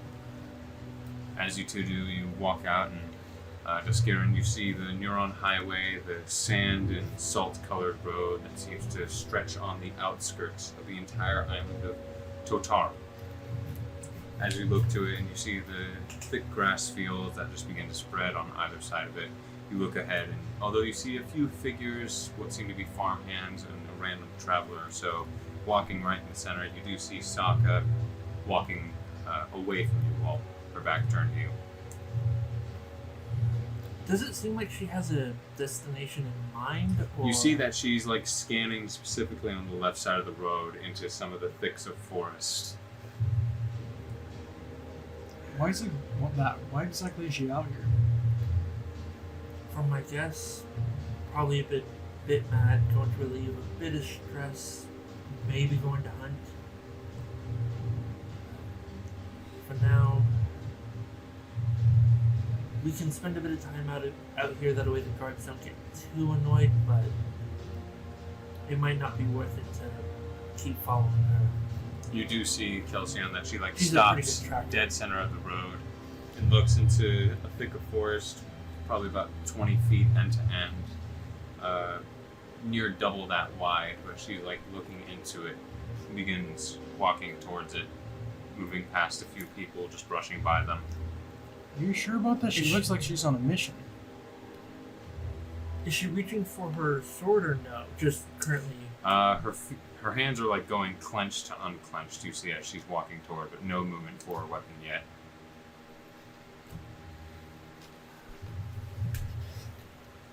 Let's follow, make sure, at least for this first encounter that she's trying to go to, if it's just animals she's after, we can leave.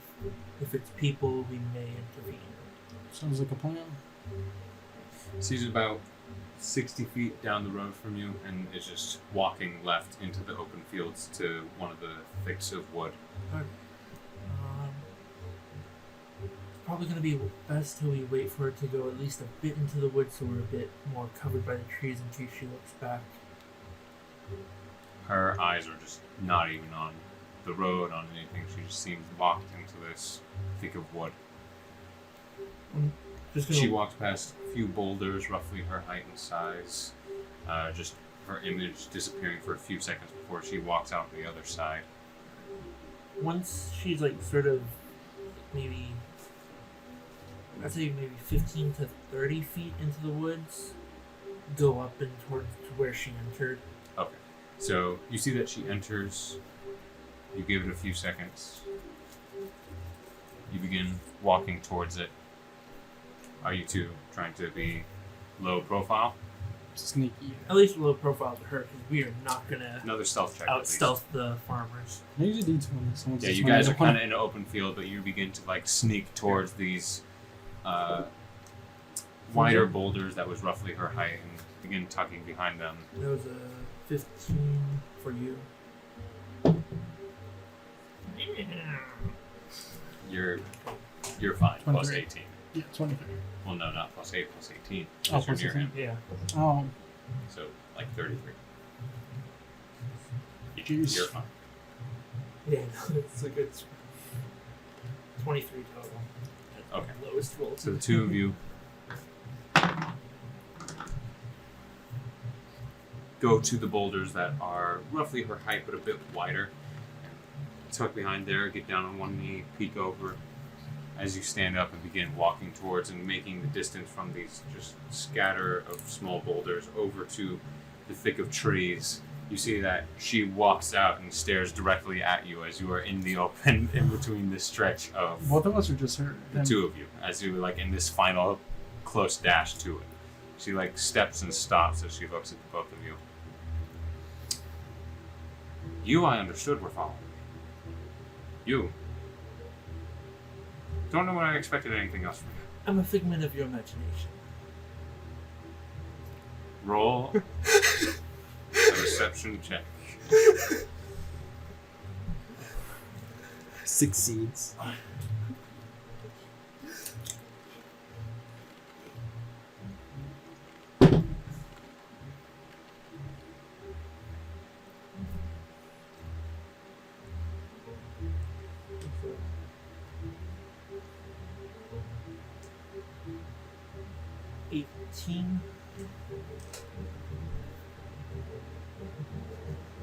She reaches her hand forward and just pushes you on the chest.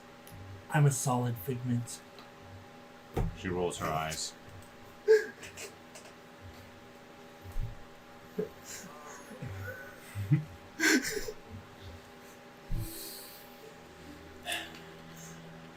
You see that she's annoyed, slightly frustrated, but her mind is not on you right now. She kind of is just looking to the ground, thinking to herself, So is there a reason you're out here all by yourself?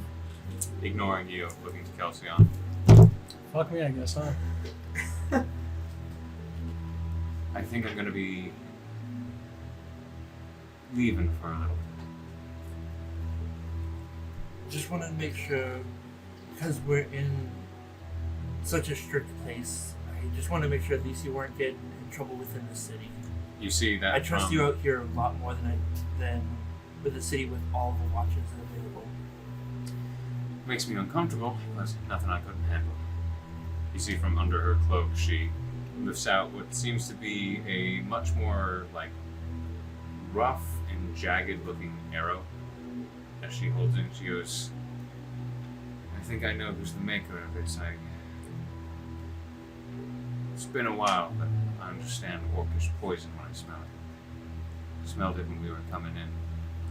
Didn't think to investigate until now.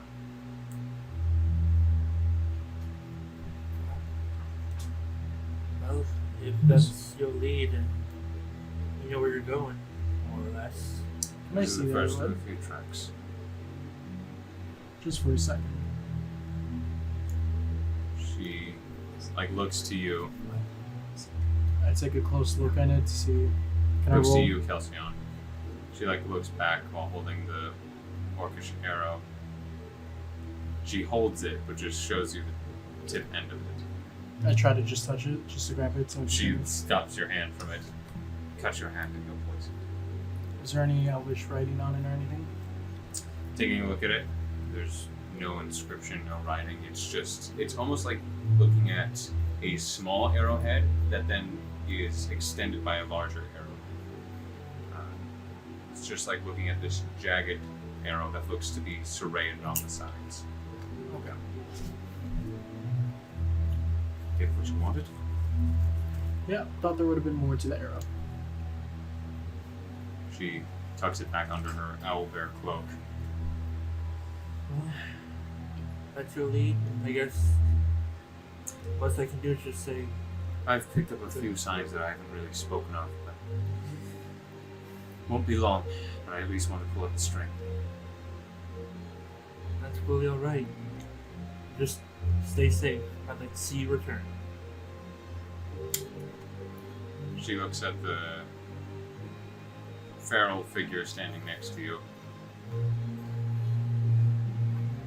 I tell you, be safe. Try to smile too when you come back. We were getting somewhere. We were so close. Goodbye, Cap. She turns and begins to make her way back to the neuron hub. Care. Yo. DATH'TAN, COIL. I got the answer I was looking for. As you all sit there, it takes a little bit, but CAEDRIK finally comes down, unarmored, in tunic and brown pants. Oh, hey! He's not okay. It's strange to see you out of your armor, Satyr. And I'm home. Good to be home, I imagine. Yes, it is. Yes, it is. What can I do for you? Nothing so much at just the moment. Just getting our bearings. You visited the very interesting magic shop earlier today. Yeah. I used to throw, like, rotten tomatoes and all sorts of things out his window. It seems very unlawful of you, Cleric. I was a bit of a dick. I see. People do change. I suppose we should probably ask, are there any particular inns or anything we should be looking for before it gets too dark?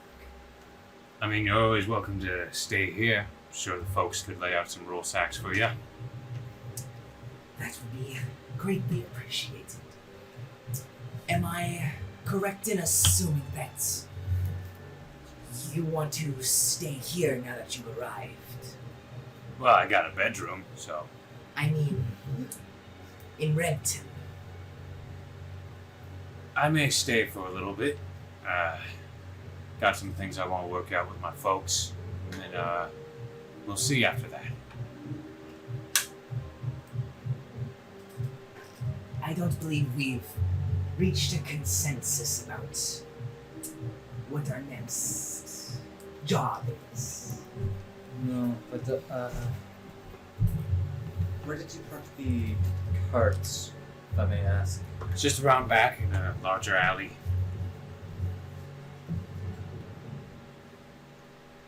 I trust that, but I don't at the same time.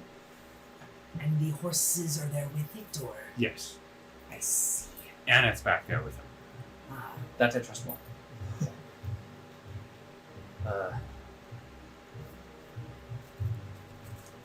Can I go back there?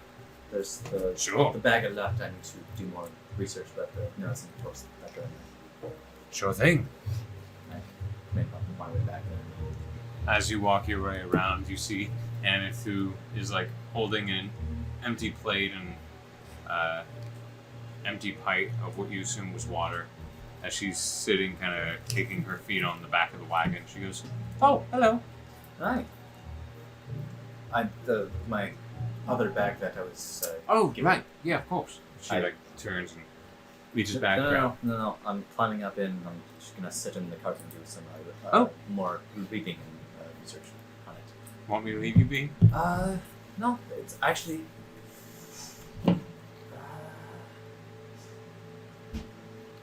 I might need a little bit of help finding. I want to find places and names, majority. Okay. I guess I can help with that. Thank you. I look through. I grab like the notes and books that I've already gone through, Mhm. and I hand like two books to ANETH. I've already looked through these. Can you double look for names and places, and then grab paper from my own bag of notes. Mhm.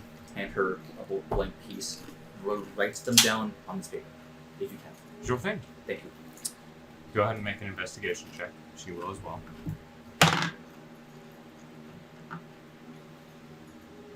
And although you read through some of the beginnings of the journals, you were more looking at the empty sheets and footnotes to begin with. That was kind of like you're breaking in on the stray sheets of paper that were not in these journals. So are you cracking into the like bigger journals and papers? Bigger journal, yeah. Okay. 22. 22. Aneth, you get the feeling she does not understand some of the darker toned languages that are written throughout these books, and so she is having a hard time reading anything. You'll see that she'll be like rolling her eyes gratefully at the sight of common or something she can't understand, but as for infernal and a few other languages that are in here, she kind of stares blankly at them, not really knowing what to write at all. Sorry about the different languages.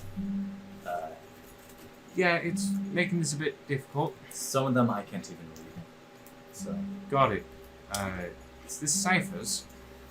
More of notes of travels, footwork notes. Let's just say mercenary work. Okay. So within this bag there are a few things. Like I said, you were more like last investigation was a bit more of just like, okay, straight piece of paper, and it was kind of mad scrawlings to just notes about assassinations, or even like go kill, or go steal, go hit this Mercenary caravan. work. Yes. A broad spectrum of just what I handle. A sellsword's work. Yes. And that's kind of what you've broken into. No real special thing, and Aneth seems to be having a real rough time getting anything. But for you, as you begin looking at the books, there is one that is of a darker black leather lace with red suit, like sewing to kind of keep the binding and the back of it together. There's just one or two like small leather journals, and then there is one what looks to be like normal looking in comparison to like journals and private stuff. This just looks like a book. Green casing, no writing or anything on it. Just a green, hardbound book. I want to look through the black leather one and then the green book. Okay. So, as you flip open and read through, this is more or less like several different notes on each piece of paper. And what languages do you know? This will be important.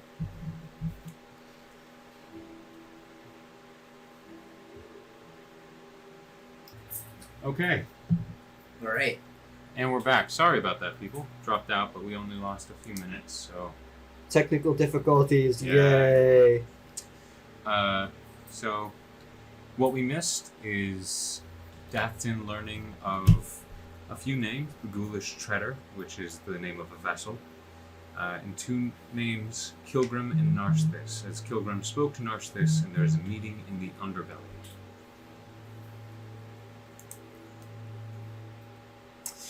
You do also notice, DATH'TAN, that there is...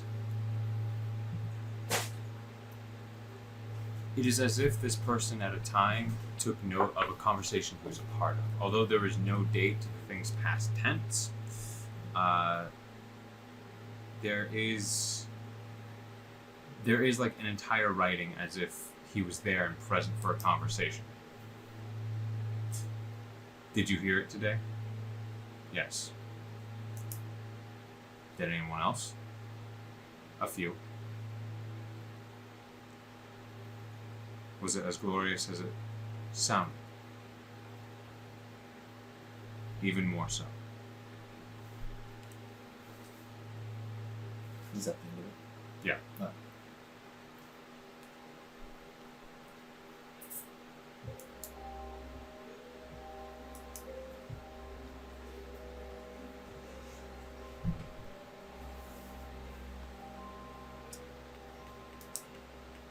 will continue when you are ready.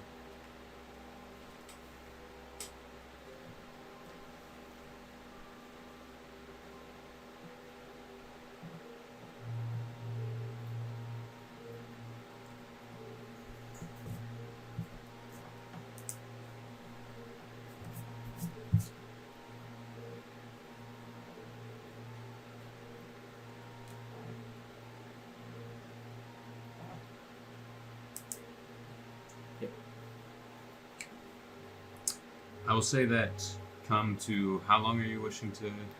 A few hours. Yeah, a few hours. Okay. If ANETH gets too frustrated and walks off, that's fine. Aneth has given up pretty quickly. She does not know the languages that are in these books, and therefore is just staring at a bunch of gobbledygook. Makes sense.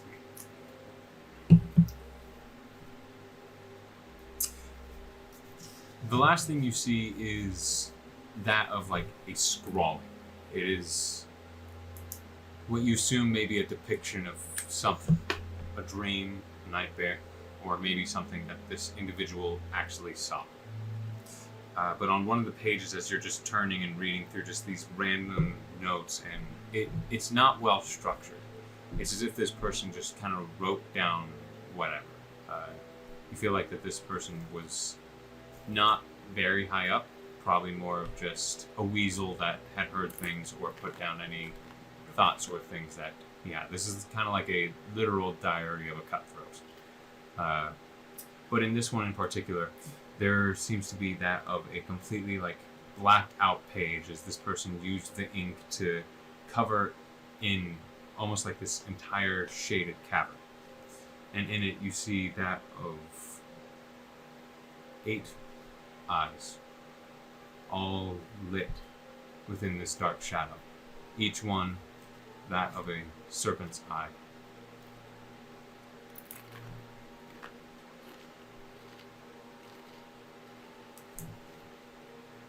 You find this just past the page of the conversation of the noise. Is this like an image on the entire page? Or just It like... is just one entire page of just, it's like someone took ink and colored it in but left spaces for these eyes.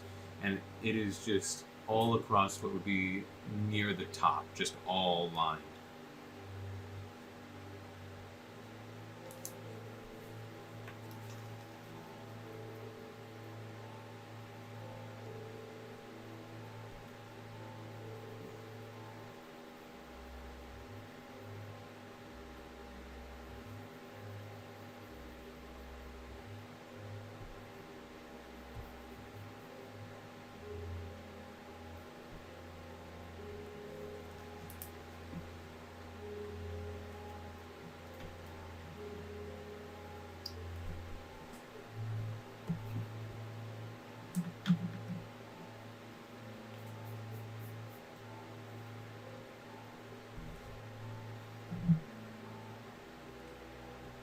I will say what you notice, DATH'TAN, is with each one of these pages, and it's the thing that is stumping you, is the fact that it looks like these, or what you assume, could be 2 parts. On each page, there is an inscription in Infernal and one in Abyssal. And it's almost like you are getting 1/2 of 2 parts of information with each and every piece.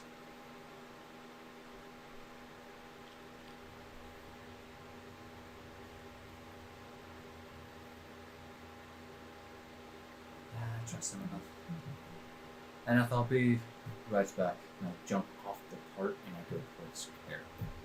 Alright. Alright. Yes. You know this. Yes, I do.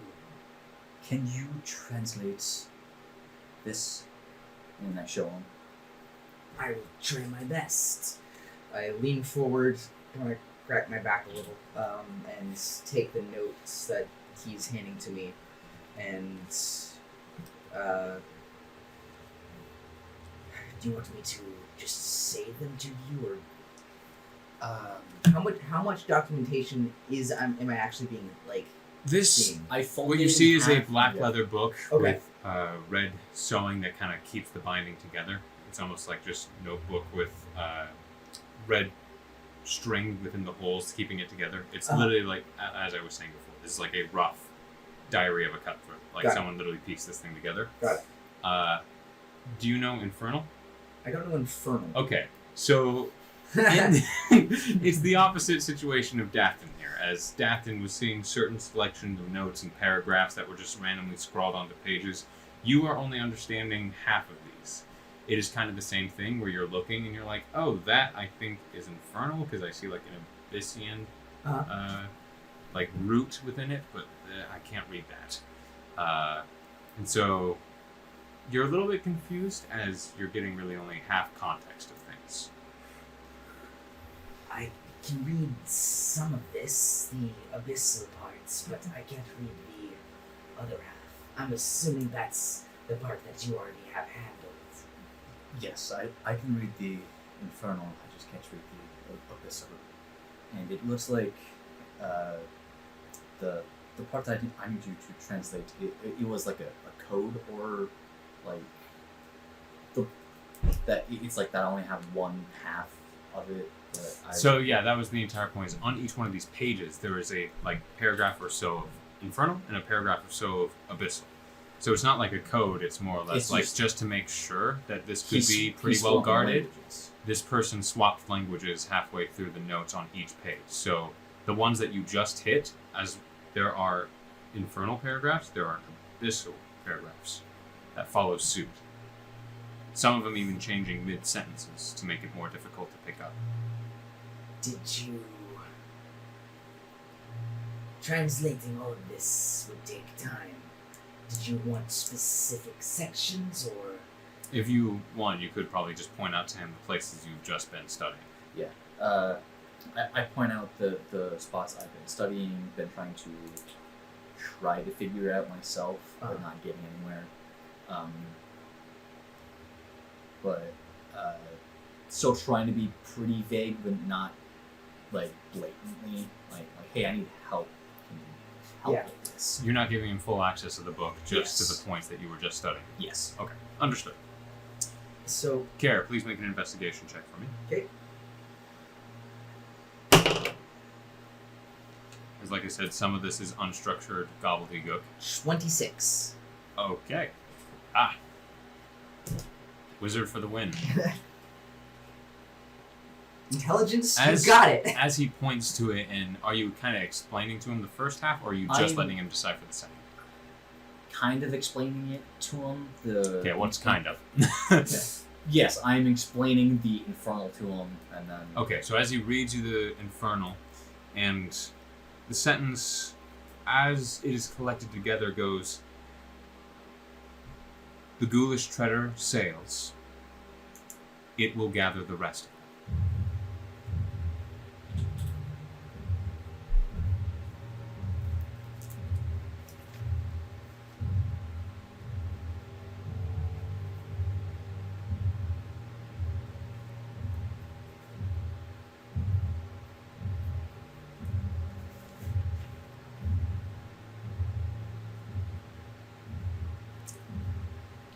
When you guys are ready. If I may ask, DATH'TAN, what's this book from?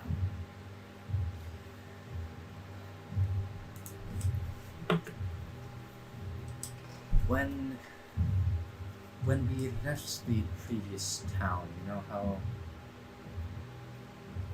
Rala gave me that backpack? Yes. This was in that backpack. Interesting souvenir.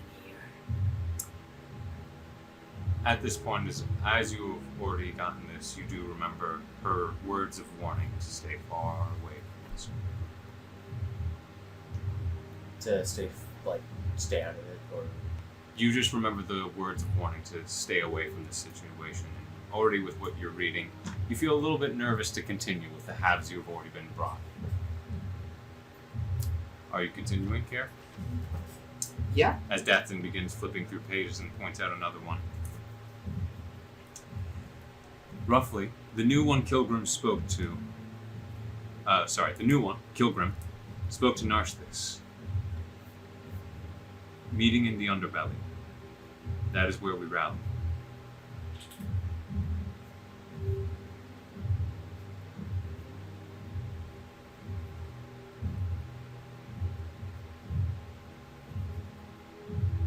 So in my travels and my kind of more criminal days, is the underbelly a particular term with which I'm familiar? Is that referring to any criminal underground that I've contacted before? What is your intelligence? 23. Okay. My history is an 8. Yes. There are a few different places that have gone by certain names, such as, but Okay. underbelly you can infer is just somewhere below, is kind of Okay. the context of the sentence.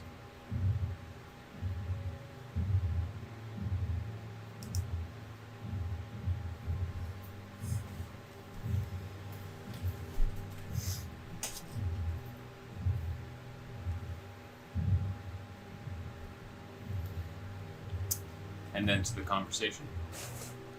Yes, whenever you're ready. I will ask for the both of you this time to roll. I'll just say intelligence checks as the both of you are deciphering this together. 15. Okay.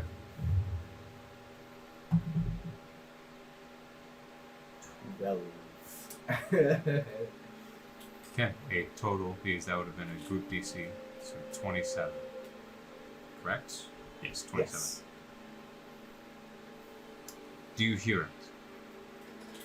Yes. But as you read it, Care, what you pick up is within them. Mhm. As you see Infernal and as DATH'TAN sees Abyssal, and you're like, oh, that kinda is there. This one is clearly putting roots, and not just like, oh, it's because they kind of steal from one another. It's like this is a third speaker within the two sentences, within the two letterings. Okay. Do you hear it? Yes. Free me.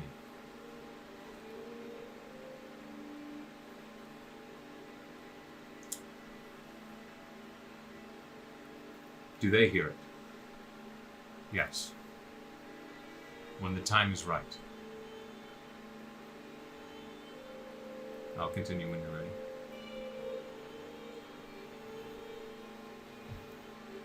Ready.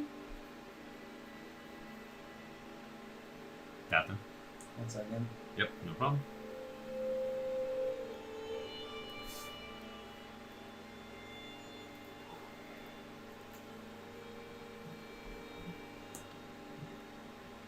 Right?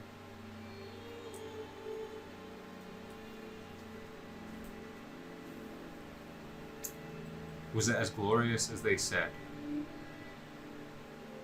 Even more so. Glory will be restored.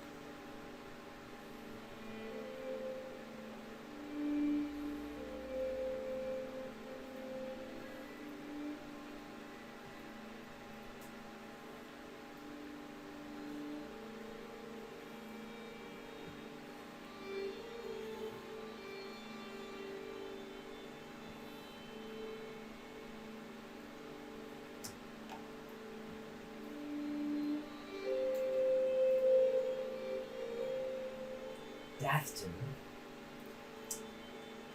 I worry somewhat about the source of this book. Same here. So are these passages at like the beginning of the book? And there's like of the So journal? there's a lot of just, like I said, Diary of a Cutthroat. Where it's like, this is how my day went, this is what we kind of did, Okay. or what I was sent to do, this Okay. is my experiences, I hate this or that. It's kind of like complaints. Okay. But then it gets much more complicated, much more complex on pages like these, where it's suddenly like this guy who seems very scatterbrained and unorganized becomes just very straightforward within the messages and inscriptions he writes. You guys are probably halfway through.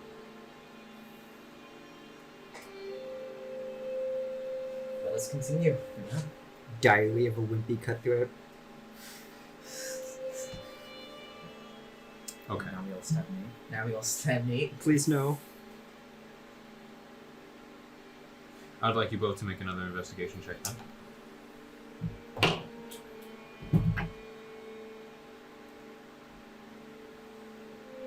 25. 14. Got you, buddy. Yay. 39 total? 39 total.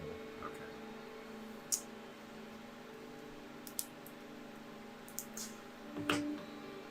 As you turn over past this conversation, and you see once again the same scrawling, Death, and you just like get ready to turn the page, but Carrie, you kind of like put a hand on his forearm as you're staring, and you see that between the 8 eyes, there's once again just like something that catches your eye. And as you look at the drawing of the eyes within the iris, there seems to be that of small letters in each one, but they're not complete. And as you point out to Dafton, Dafton looks, and it's almost like a combined letter of Abyssal and Infernal. It is not fully spelled out, but you get the letters V, E, N, M, H.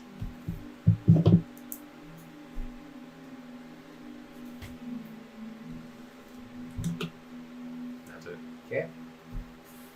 You feel like you two, I will say, that takes a while. Mhm. That is a son of a gun and a half between two people who do not understand the other language to explain the other language to each other and then mix them as these two have. So that will probably be several hours of you guys getting it wrong and going back to it and double checking to make sure, just to find out you were wrong again, to then at least get these letters. And once again, they were V, E, N, M, H. N, M. M. So V, N, M, H. And imagine that during this time we've moved from the tables downstairs and then talks to CAEDRIK and Grandpappy CAEDRIK. As time has passed, people have kind of floated in and out, Uh-huh. but as at this point the sun is beginning to set, people have kind of filed out of the bar as it closes, and both Frank and Egna are moved tables aside to lay out fresh, very like thick bedrolls for you all for the night across the floors. I thank them again and kind of. That's no problem.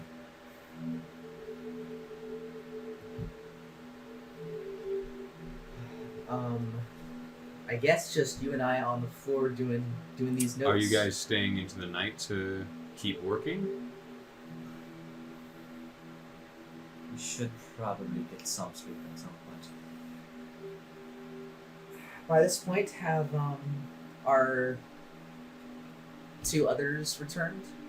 I would say for sure. It Okay. would probably be pretty earlier into your work. Okay. Because you had deciphered the part of it, and that took you a few hours to get your part done.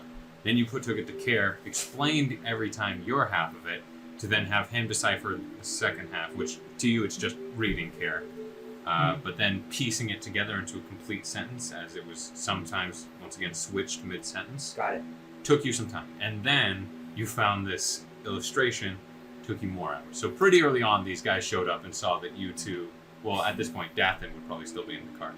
Yeah. So Is there a religious, historical, or natural entity that this 8-eyed image reminds me of?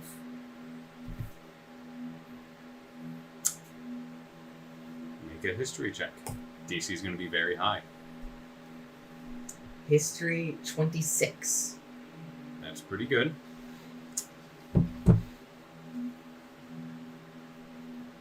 You have...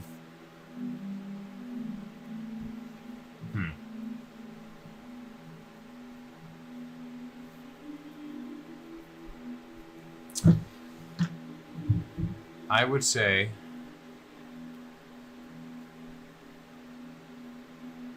Because, I won't lie, you did not meet the DC. Uh-huh. DC was very high, but that is still a pretty solid roll. Pretty solid, 26. Yeah.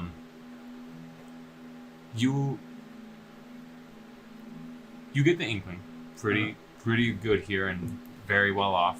that this is some sort of cult or mercenary-like, and you figure that especially with the line of things that DATH'TAN is bringing to you, this is probably from a Bloodhunter order. There are normally one kind out there nowadays, as the Bloodhunters nowadays are a reincarnation of the olden day ones. The older day ones were connected to some very, very powerful creatures that were spawned directly from the Bloodwell. The thing that took certain monstrosities and transformed them into that of blood-reaving images of gods for certain cults. You feel like whatever this is, maybe it's just hokey pokey, because things like that are that before. Several cults have been run by things that don't exist, or that they just simply believe on or cling on to from an old dead age. But this may be at least in the same vein of a cult, or a much older being.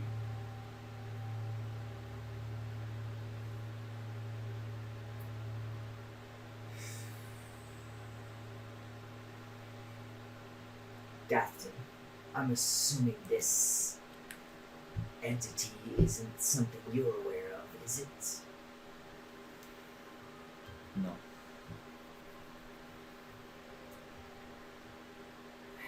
How familiar are you with the Bloodwell? Bloodwell, not too much. Orphers, yeah. It wouldn't surprise me if this was iconography of something born from the Bloodwell, which may indicate that our writer here either met it, worshipped it perhaps. Nothing wholesome, I would say. Definitely not. It's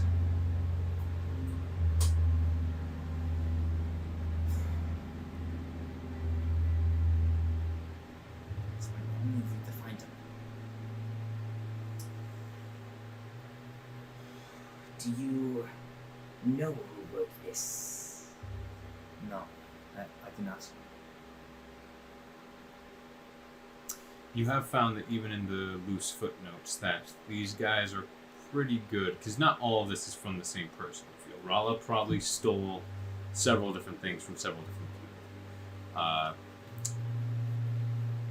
Either some of them you think may have been too mad to even know what their names were, or perhaps were just a bit too estranged or scatterbrained to think of it. But for the most part, you've kind of gotten the pattern that even some of the weirder guys have not placed their names, probably for their own safety or maybe under order. This is a bit more on purpose than you feel an accident for each one of them to be unnamed.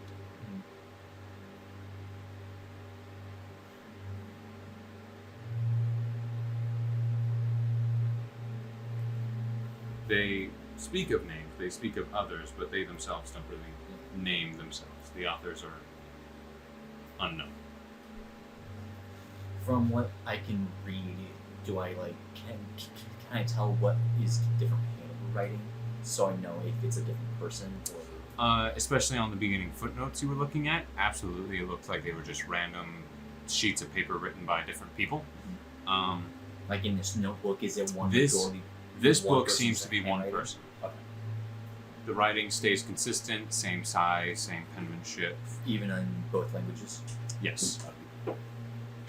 This person seemed to have much more wherewithal with what he was doing, even though he also, along with his loose notes, seems much more scattered. Nope, that doesn't work. Okay. There we go. Crash. Yeah. Oops.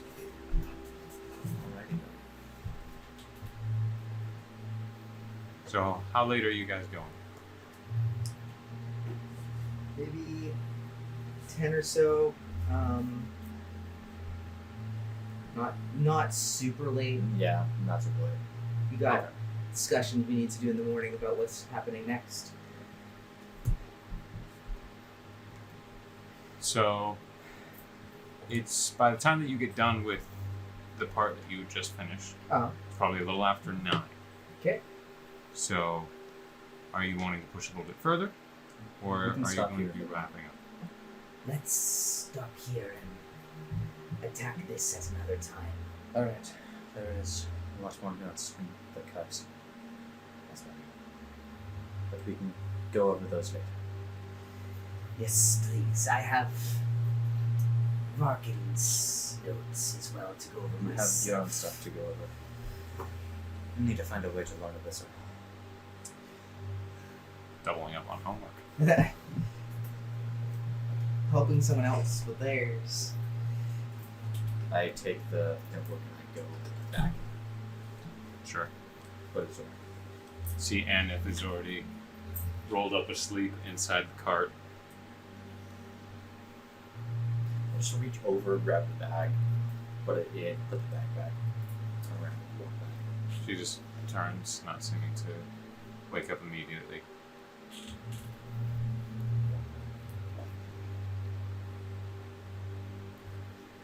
Walk back. There's a pretty much like semicircle space in between you guys, the tables, and the bar that was made for you guys to lay down and sleep in. You do notice that as you guys begin to lay down, that SAAKA is not amongst them. Where did SAAKA go? Did she not return with? No, she said she might be gone for a bit. She thinks she has a lead on a poisoner that she found. I think she may know either who it's from or where it's from, and she was just following up on that.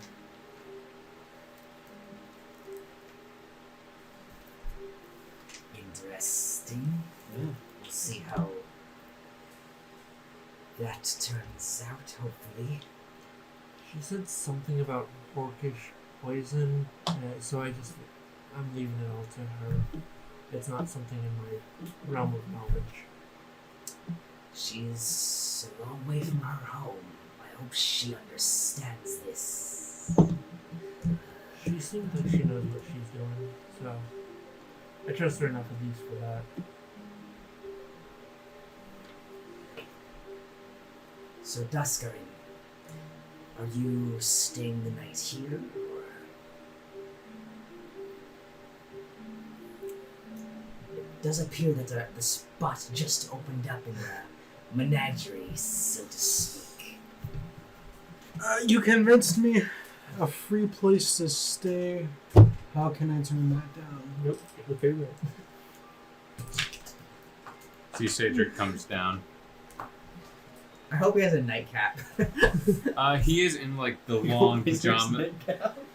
He's not really in a nightcap, but he's in super long pajamas that are Oh. too big for him. He's like Aw. stepping on his own pajamas. Adorable. Please tell me there's like the pant leg trail under his feet. Yeah. Oh, It's I love exactly it. that. It's this. It's just white, clear, very soft-looking pajamas. He does not look happy to be in them as he walks up to you. Can't say no to my mom. Who's this one? Duskarin, Yeah. we've just met. They went. He doesn't do handshakes well after I cut off his fingers. Don't worry about that. Is he cool? I Put her there. Shakes your hand. Oh, well, you're real handshake. It's a You know, Kling- without fingers, it's a it feels Klingon kinda head pleasant. shake, just fucking headbutts him. No, they were put back on. Don't worry. I'll go get another knapsack. Well, I don't think we have to worry too much. We can use the one meant for SAAKA. All right. She's out following the lead of her own. I'll go get one for myself then.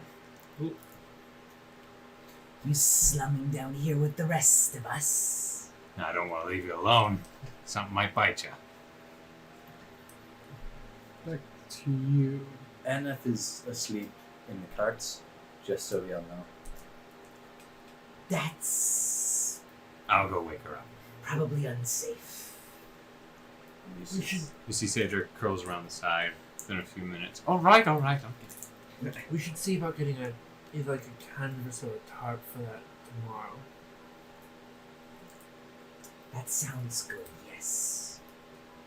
And as cool as the flames are, we might want to repaint so it's less out there. At least put like a canvas cover over it so it's not so obvious all the time. We can take the cover off when we feel the need to. So a lot of tarps, got it. Anyone else saying, doing anything from the night's out? I'm gonna take a moment, a very long moment, to quietly resummon kindness. Weasel. Before most of your guys' eyes, there is anything specific for the detailing? Long, mean, long weasel. Weasels are cool. A really Okay, long weasel. weasel that's like about the same kind of dark gray color fur as coils. Okay. But with like the same kind of yellow green eyes as snake kindness. Okay. So, before your guys' very eyes, there's this small, like, pink-nosed, dark weasel that... What the hell is that? Same yellowish-green glint. You see it looks up to you and just bares its tiny teeth and mouth at you. Yes, I know this is not your preferred form, but this might be less conspicuous You in feel these that- parts. You see that it just turns around and sits down looking away from you. Can I touch it? I take feel like it may not have been enjoyed being stabbed as the last memory it had.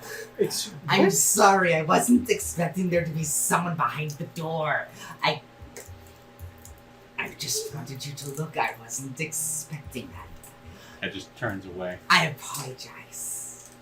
I take out a bit of the bread that I've been saving from the meal that we just had and give it to Kindness for her to eat. You see that like she tries to resist and then the nose twitches once or twice. Then the head just quickly grabs onto the piece of bread. I'm going to have you out of the pockets playing more often nowadays. This form probably won't eat thief. Oh yeah, I know that. Probably. I don't know if they have this animal where you're from. You guys wake up and they're both like in a bloody Fight battle. Oh yeah, I have a squirrel named Thief. so this Reaches is to more like a pocket that's like attached to my belt, and hand in, and I pull out this like red squirrel. Yeah, you see a red squirrel with hair that goes beyond the ears, with white tips, a very like dark and wet, runny nose that it's like just trying to wipe at. It's looking about, white But belly, Thief on my head. just kind of puts it You up. know The what? fluffy tail twitches once and just twice. to make him more twitchy. I tap him while using jump. He yeets him into the ceiling. You see that Well, he he- walks up and he like reaches for I don't Thief even and, like yeah. allow him to touch it. I just don't touch my squirrel. You just want to pet it. Let me just pet it. No. I know these tricks. I traveled with this idiot. What Point do you to mean? Kel. I am a perfectly honest person. He's the one normal by so far. This guy gives me creepy pedophile vibes. This guy's a 9-year-old. You're just you. You're just you. It's true, you can't trust 9-year-olds. As Thief. He's like eating Thief. Don't trust you. Hold him. I'm holding Thief now. I'm looking at Thief like You're interesting. You're a real animal. As you're looking at Thief, who's like yeah. rubbing his head and looking at you, you look down to the weasel that's giving you hateful eyes while eating a piece of bread as you're holding another small creature. Please don't give me that jealous look. Just You see that it goes, grabs the piece of bread, crawls under a small chair under the shadow, and you just see the small, like the thin, long weasel body just going down and biting at the piece of bread. Once you can put Steve down, they can maybe get along. I'm gonna walk over to where Kindness is sulking and put Thief down next to Kindness. What is this sacrifice? Turn out the guy for a weapon. I think it's about to be a hate crime. I pick up my small dagger that's on. In about 3 seconds, I want you to punch me in the face. I cut my hand. Wait, Jaron, what's the light situation inside here? Because I'm Inside guessing it's here- pretty dark outside It's- too. it's- At this point, it's night outside, in which, at this point, the cool, especially ocean air that's not far from you guys, is blowing into the open-faced wall. There are torch mounts on the walls that brought light to this place, but at this point have been put out as the place has been closed down. So at this point, it's darker in here. yeah, it's pretty dark, and although there is like a moonlit light that is being cast into this place, at the point where you guys are at, it's like maybe a foot or so short of Alright. I just vanish. I just back up and try to blend in with the dark. As this is happening, Coil's just shoved so himself you cut into. your hand. Oh. Are you doing anything? I Please, am. I'm getting to him first, then I'll get to you. Oops, sorry. Because he was So the first one to I make My bad. said in No, about no 3 problem. seconds, punch him in the face. I'm not gonna punch you in the face. Instead, I'm just gonna blend in with the dark. I'm using my blood curse of mutual suffering on Anthony. Okay, so you cut your hand. I cut the hand and I drop the blade. Punch him in the face. As you drop it, as you cut your hand, you drop the blade and you look, and that figure is gone. Maybe. Yeah. You look about, the rest of you look as well. You swear you just saw him step a few feet back, and now he has just disappeared. It's a nice trick. Look at object on his necklace. Shit! He is maybe 2 feet away from you, but as you look, it is as if there is nothing there but empty space. I'm stepping holding back the and cup- watching this yeah. play out. Punch him in Holding the face and cut hit wound You him. get on up. my hand. Out of your knapsack, walk a few feet away, make sure to grab your coat that you took off of you and sling it over your shoulder. I can see. Still waiting. Still waiting. I dropped the blade. One arm down. Punch me in the face. I use spike growth. Hmm? Spike growth. Oh, okay. Well, that's something different. Oh. I'm guessing is that. And then I safe? move to a different I'm gonna- location. I'm going to look up the spell. Okay.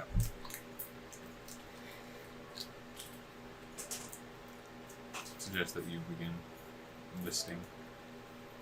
Why do you want me to attack you for once? I'm not the one who's trying to attack anyone. I'm showing you something. I don't trust you. Like I said, him gives me battle vibes. He's a kid. I have no problem with him for once. Oh, this is concentration. Ooh. Okay. I think this is a hazing or a test or something. This is a 20-foot radius spell, yo. There's 20 a reason I stepped it back. doesn't have a save. How far back? It's just if you move at all, I was Yeah. you take thinking like 2d4 against a damage. wall. If I move, like so, if I as- stand still, So as you nothing guys really stand happens. there, you hear as the boards begin to snap and crack from underneath on the floor, and from the floor comes large vines that begin to stretch out and grow with these thick thorns that begin to like wrap under and over your feet. Care to like avoid this? You like get up on a chair and you're standing now, looking down at it as it's lifted, and it ends up spreading out towards like the foot of the bar and out to about halfway into the bar itself, breaking a good amount of the boarding.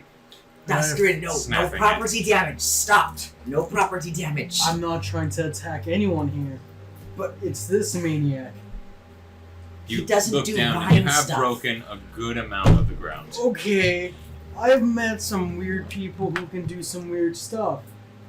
And I don't want to accidentally die from some weird You dude. won't die. Just punch me in the face. I'm not gonna punch you in the face. Kelsion, what do we do to make him stop? Just tell me. Can we fix the boards? Okay. I'm just not. As you I'm kinda look, holding like, the cut. these We're not- vines are going to have to go for you to do anything. Some of them are pretty darn thick. It looks like they are not going to come up with just a pole. As it's like from the dirt, ground, and stone underneath the boards, it has come up, cracked, and broken most of the flooring You know, that it Who is is the taken up. smart one? What What is a one Can I word? take it back? What is a You can drop that is one word concentration, that Okay. and I means to not believe it'll go concentrate? away. Here. I'll just get rid of it by stop concentration on it.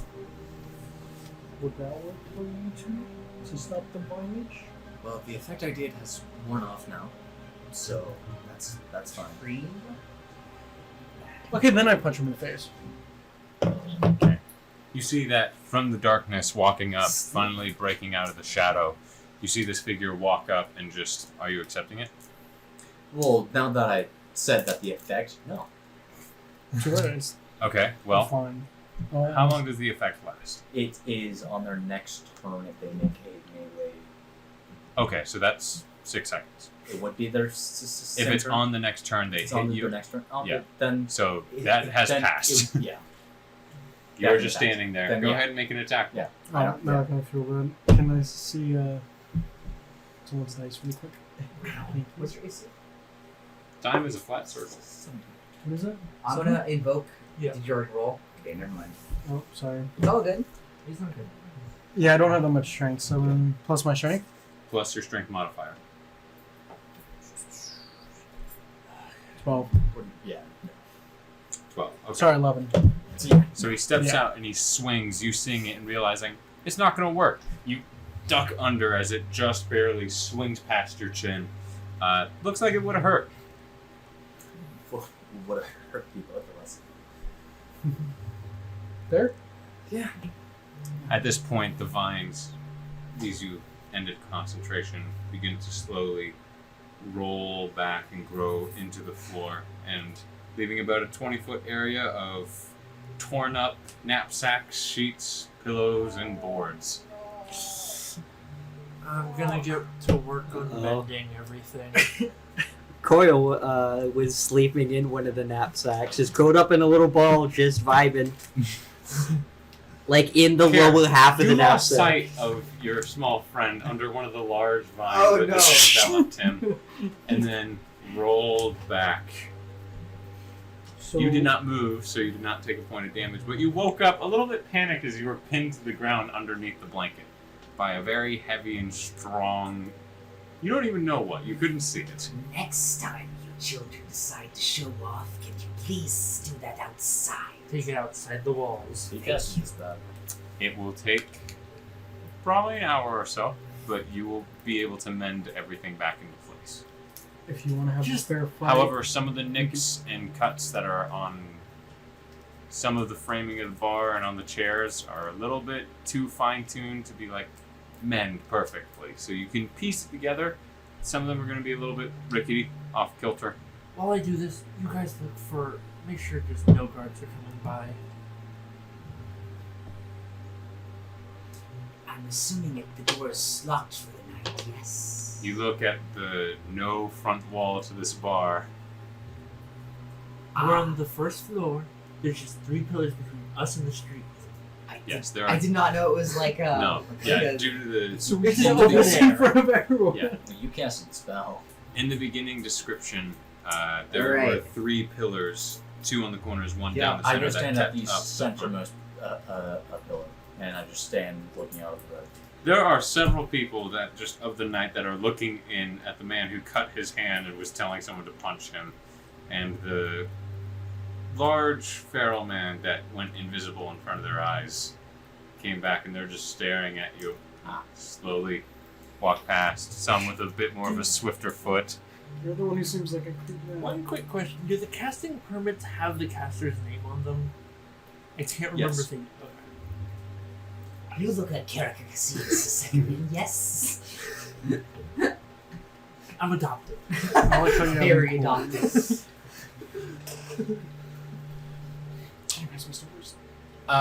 Throughout the hour Need spell slots? of repair, Thank you. DATH'TAN. Looking up the road as from when you first begin looking out, as KELSION is still repairing a lot of these items, pieces, the knapsacks, pillows, boarding, chairs, things that were damaged, parts of the lower parts of the wall and barrels, keeping them from leaking any more than what they already began to. You do see that there are two bygone guard making their way towards you. As they walk, and there's one what looks to be old man. He goes, "I saw it all! There was a man, he cut his hand. There was another that disappeared in front of my very eyes." And the two, you cannot really see their eyes under the visors, but they're just shaking their heads slowly and looking to one another. As this old man, he seems to just have long, whitish gray beard, torn tunic and pants, shoeless. As Probably he walks follows up, character. he goes, "That's him!" and points to you, who's leaning against the pillar. Excuse me? The two of them walk up. "Is there casting going on here?" No. No, officer. The one just begins looking you up and down, while the one's a bit of a bigger build man who's standing behind the thinner, younger man whose clean-shaven face, once again, is looking you up and down. The larger built man who seems to have a full-grown, reddish-brown beard looks inside and have you stopped at this point? If he would have let me know, I yes. would have stopped twice to let you know. Okay. Or done something. So you audible stop to and let- you're kind of holding a piece of board in your We're hand. just like trying to place them manually instead now. Sure. Not by. Looking about at the torn up boards, chairs, barrels, and scraped up walls. What exactly happened here? I don't know. Just vines started growing from the floor. Vines and thorns. I don't know what's happened exactly. The thin man kind of keeps looking at you, and you didn't see anything. No, I was trying to sleep. We didn't see the spellcaster or druid or whatever did this. It may be Are sabotage. you approaching, or are you just talking from the back? I imagine I was helping Kelsion. So you're kind of near the bar in the back. Yeah. He hears you call out. Looks to you. I'm sorry for the commotion. As you, spread your hands, he grabs onto the one and looks at the brand new slash that you put into the front of your palm. He looks to the old man.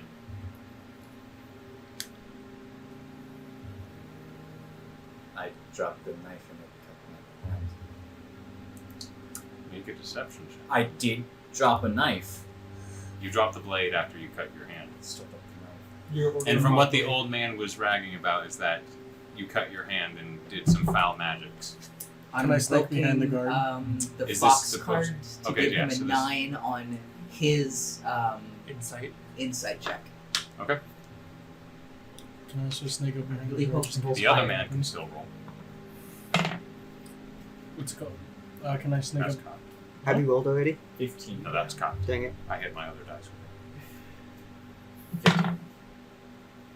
If those two go to jail, we'll get another warning.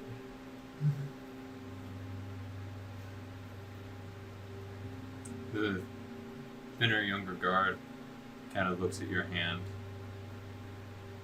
begins to let go, but the other larger built guard grabs onto your arm, squeezes slightly, goes, "Do you want to know something?" He looks over your heavily scarred hand, slashed several times over. "I fought one or two blood hunters in my day. It was an awful lot like this."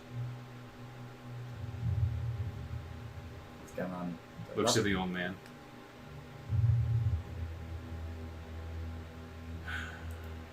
"Come back to the guardhouse in the morning. You'll get your pay. You're coming with me." Can I come from the shadows to see Should if I probably stay. I don't want to do You this. slink back into the shadows wall as at the last note. So are you just appearing? Well, you know what? Fuck it. If it got us into this mess, I use the same spell again to make them stop moving. We can at least knock them out. If they move, they're Are just gonna you hurt themselves. casting it? Is it casting from your where you stand? Because I don't know if that will help. Bloodhunter magic is not necessarily arcane magic. It's a different. So it's 150-foot range. To So a you just cast it on them. sword.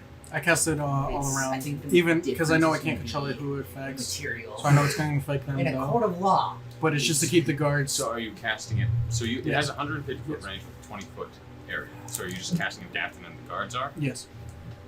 So as this time from the front I'm of the bar sorry. You know what? and the We're cobblestone unaffiliated with those two. in the I'm road. trying to help him. We would just have we don't know that. As from it, tangled root and vine begin to soar back out. The other one goes, "He's trying something!"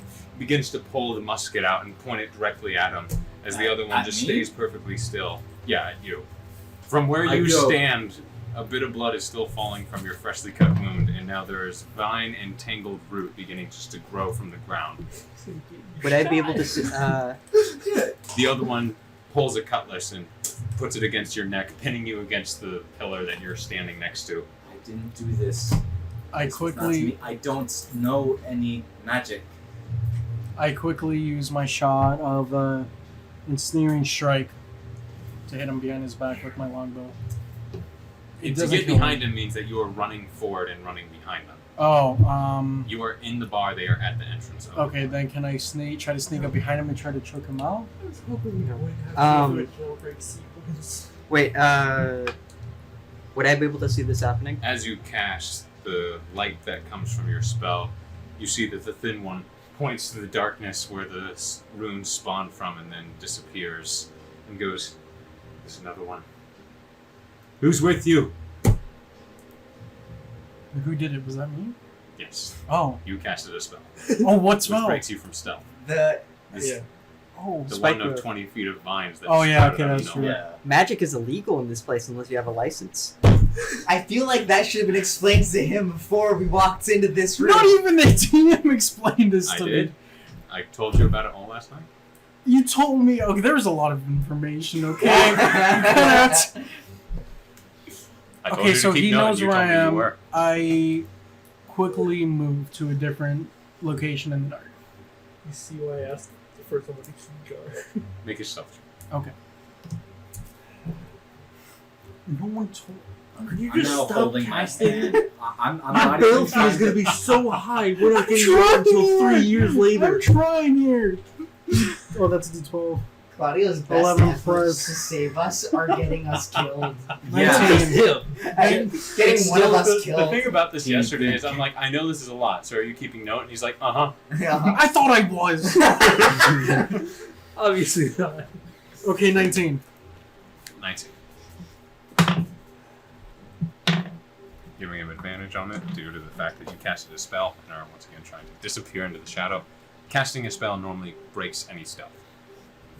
Wait, would it can I also add tough terrain? Because technically there is vines. That would be if you're in it. You are in the Oh, back of the bar, okay. at the front of the bar, and on the road is where you cast it. I keep forgetting this is like an open bar. As you begin to shift, you like step out and you step just slightly into the moonlight, and the younger one points the rifle right where, roughly the direction of like where Care is, which he quickly sidesteps out of the way, and you are a bit more revealed. And he goes, "You, get out of here." Do I have any more? What's it called? Any movements or anything like that left? Actions? You can move, but he's Do I have anything else Can I can use do my to bonus? protect Wait, myself? can I use a bonus action? Use disguise self. No. Can I? Yes, you can. I turn in to the kid. I don't think this guy's stuff goes that far. I don't Did think he he go a can. foot shorter or a foot taller? So This guy's you self. are I'm a, 3'1". Oh, You okay. are a 4-foot Tabaxi child. Then I pretend to be another guard that came to help. Okay. You look like a guard. As you begin stepping out of the shadows, you see that with a quick snap of the fingers and just quick reflexes, the shadow seems to unveil a different face of that of a bygone guard. And as he sits there, he, I'm here for reinforcements, so I heard some noise over here. Thought you could use some help. but you make a deception check. DC. Would I be able to? 35. DC is pretty damn high. What is my deception? Deception, I would've I think, laughed is down at the So bottom hard in his area. final attempt to make this right, he imprisons the child. I can make this so worse on him, but do I want to? Yep. Okay, can I use This- a D6 this because large my man is phone does strong. die? He's keeping you pinned. No, D12. I'm Is it like D6? I'm relaxed. What are I'm you using not a D6 posing any for? threat. Or sorry, I'm just D20. holding the wound on my Your hand. deception You've is done too two. much bad. You're not using my dice anymore. 4. I would like that dice back so I can burn it. Yeah, I'm supposed to be the sneakiest. Wait. Deception. What is it? 2. I got 4. He has You negative have charisma. -2. Alright. Oh my gosh! Wait, what did he roll? 4 with a -2. Oh, sorry. No, not mine. It's just this normal deception. Okay. It's just 2. 2. Really? Plus And 2. you- Deception's just +2, so 6. Okay, so 6, Okay. not 2. No, okay. you rolled Oh. a 2. I thought. He rolled a 2. Okay, I rolled You rolled a 2 Okay, out of 4. Gotcha. Yeah, you thought it'd be a good idea. You see the to god talk his way goes- out of this. Ain't no spellcaster in the bygone god. Come with That's us. interesting information. Bygone cards. This whole neighborhood can be woken up by a bullet, friend. Yeah, but you won't be able to survive my vines. Alright. Stop. Wait. Hold up. Would I be able to see all this happening? Yeah, I might as well start switching to combat music. I feel like this is going a direction. I'm posing. The I'm trying menagerie to not hides pose its bodies. any Just evil threat. knock him out. No, you're doing this yourself. Okay, so I'm trying not to what go are to you You're jail. doing this because What are of you doing? I'm gonna What? run out and go in between them and the guard. Like, please stop. Can I use him as a distraction? While You he focus on him take- to disappear again? I'm casting Cold Potion on you. 4 points of piercing No, you're damage not. as you Nate. run No, into you're the. not. And then pulling out my spellcasting permit. You don't have a spellcasting I permit. have a spellcasting permit. You It have was a fine. partial. You have a partial spellcasting permit that's not fully legalized yet. You in character. Okay, Would know never that you mind then. do not Never have- mind then. Yeah, you would in character. I'm just know gonna that you step have out all in of it. between. You do take 4 points of piercing damage. I'm just The gonna- tangled The growth only is still person there. that Don't does make me have hurt a full kid. permit You're is Care. And say Getting cut across your knees and legs. At this point, you He's downstairs. He's downstairs with us. Cedric is at this point rolled over and is fast asleep. Dwarven stubbornness. But no, Sleep through anything. Yeah. So I'm just running out as fast as I can, and I'm gonna step in between. Getting cut the- and scraped against your Yes. feet, your clothing and part of like your overall cloak is getting torn up. But you step in between DATH'TAN and the guard who has a cutlass up to his neck. Just the small space there is, there's like a small kid trying to push the legs of the bygone guard away. Just with my hands up. You see the Please head just stop. looks down. I wish they would let me sleep as solid as a door. I'm sorry about what happened with them. We'll make sure that we'll try to fix everything, and we'll make sure that it doesn't cast any spells while we're in the walls. Are you using your class feature? I It's don't a, take one for this. It's a class feature. It's just speaking. It's not. yeah. Which one? It is a magical effect. I believe that the college part of glamour can actually make people kind of do what they want or shift. I have to side. perform for at least 1 minute. That's right. Okay, never mind. But you're- She just breaks into song and dance for a minute. No. Is the gun still being pointed at me? Yes. Yes. Okay. Very much so. And there's You a casted a sword spell, walked out looking like one of them, and then you threatened them. I didn't do it. I and just then said. You you can't said get him on my vines." vines. Can I join Ah. the guard? He's not very smart. We'll keep him in check. Just please don't hurt him or any of my friends. My sugar is one. I don't know. Make a persuasion check with disadvantage. This isn't my fault for once. It's not I my don't- fault. I casted Vines and 17. ruined the whole tavern. He tried to fight 17. me. And that's I what He you just was said literally punch just me in saying the face. punch him. Yeah, And if I I just said did? punch me. No. You see that Then you could have the just punched him. No.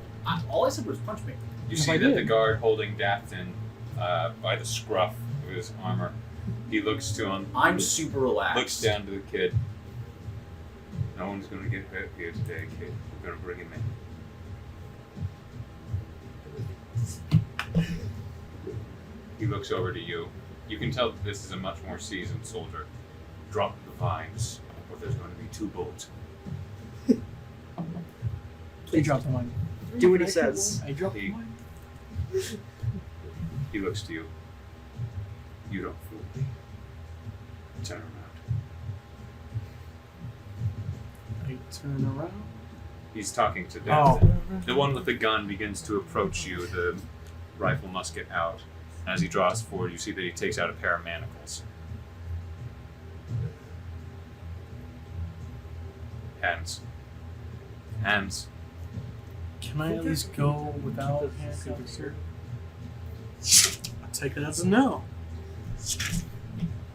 Locks both. Does he still have me by He the... lets you go, but he has his cutlass out still, pointed at you. Is my hand still bleeding? At this point, it is slowed. but Like, it is still, I've been you keeping just straight up pressure cut. on it. So it's Looking at it's it, definitely I mean, slowed. There's still blood welling up in it slowly.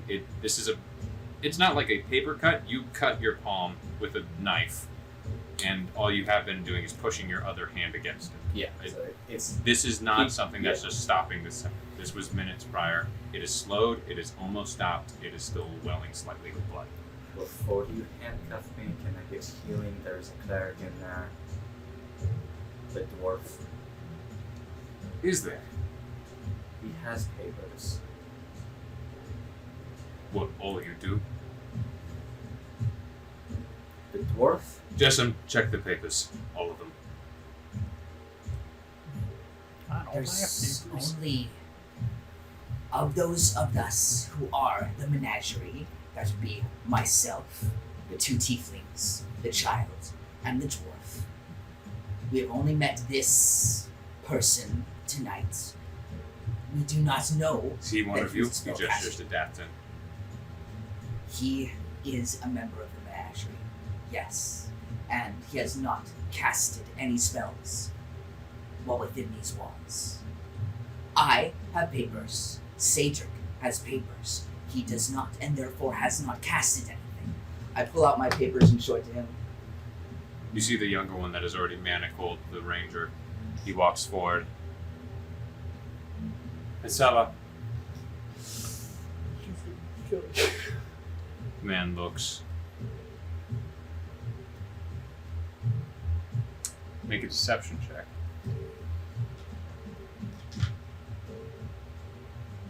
DC is going to be decently high. This has not gone well for you guys so far.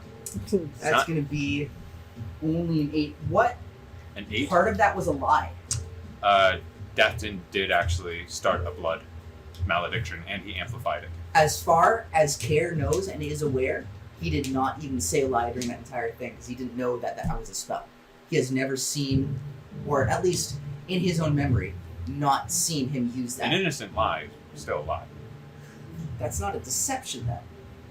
If you want to try to persuade him Sure, that you're not that's lying, a 10 instead of an 8. if you want to try to persuade him that you're not lying, Yeah. I want to try and persuade him. as a 10. Oops. We've had a little bit of a run-in with some blood hunters of recent. How recently have you known this one? A month plus a little. We came here from mainland west. Isn't that interesting? I can vouch for him for a lot longer than a month. Over about 5, maybe 6 years. Oh, are you the cleric? No, I'm a cleric of sorts, but I haven't gotten my full permit, so I haven't been able to fulfill my duties.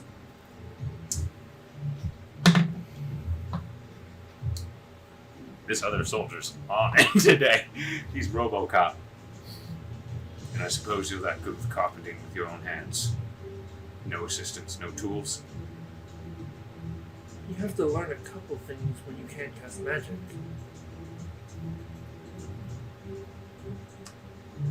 Your deception check. Wasn't exactly a deception. I love how you guys are trying to persuade them.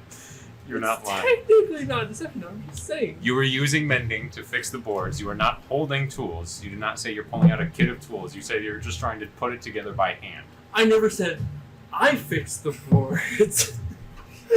Listen to this, like, guild of half-truths. Yeah. Really quick, is there anyone around me? Are you gonna go on a mass murder spree? Can I just say I want to talk to the kid really quick? I want to They tell are him around something. you, yes, this group. Can I talk to the kid? You're not stepping You're near manacle. him. Okay, then you. I need to talk to someone 24. really quick. It's a 19 plus 5. Okay. Handyman or not, I'm not trusting the word of someone who's been with the blood hunter this long. I've been with the clerics in Blestis under Reyna for a lot Gotcha. longer. Yeah. Am I supposed to I know just who that is? realized why. Just a city.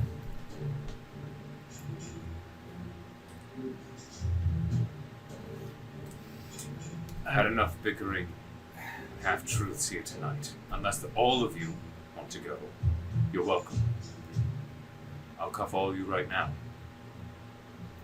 Right now it's 2. Shall we keep going higher? If I may ask, what is the story with the blood hunters, as you call them? What is this problem? Past few months we've had a bit of a pirate problem. First we thought that this was gonna be knotted up. Until we learned that instead of a pirate problem, we have a blood hunter problem. Not the point of that.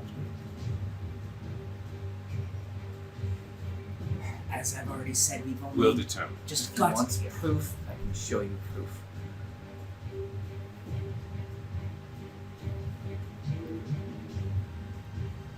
Enough blood has been spilled on your behalf. You're coming with us. Guard, Turn around. I have something better if you take me than him. I have The guard that's wait. cuffed you, stay silent. No, listen to me. Listen to me. If we can If help you you, bring if me we can in- help you through pirate problem, just in any amount, and we get their papers signed, please don't arrest them.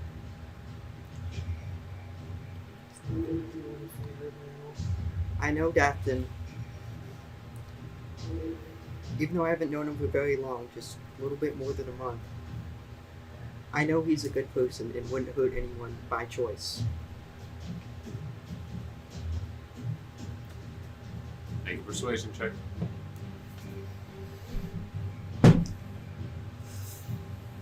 $18.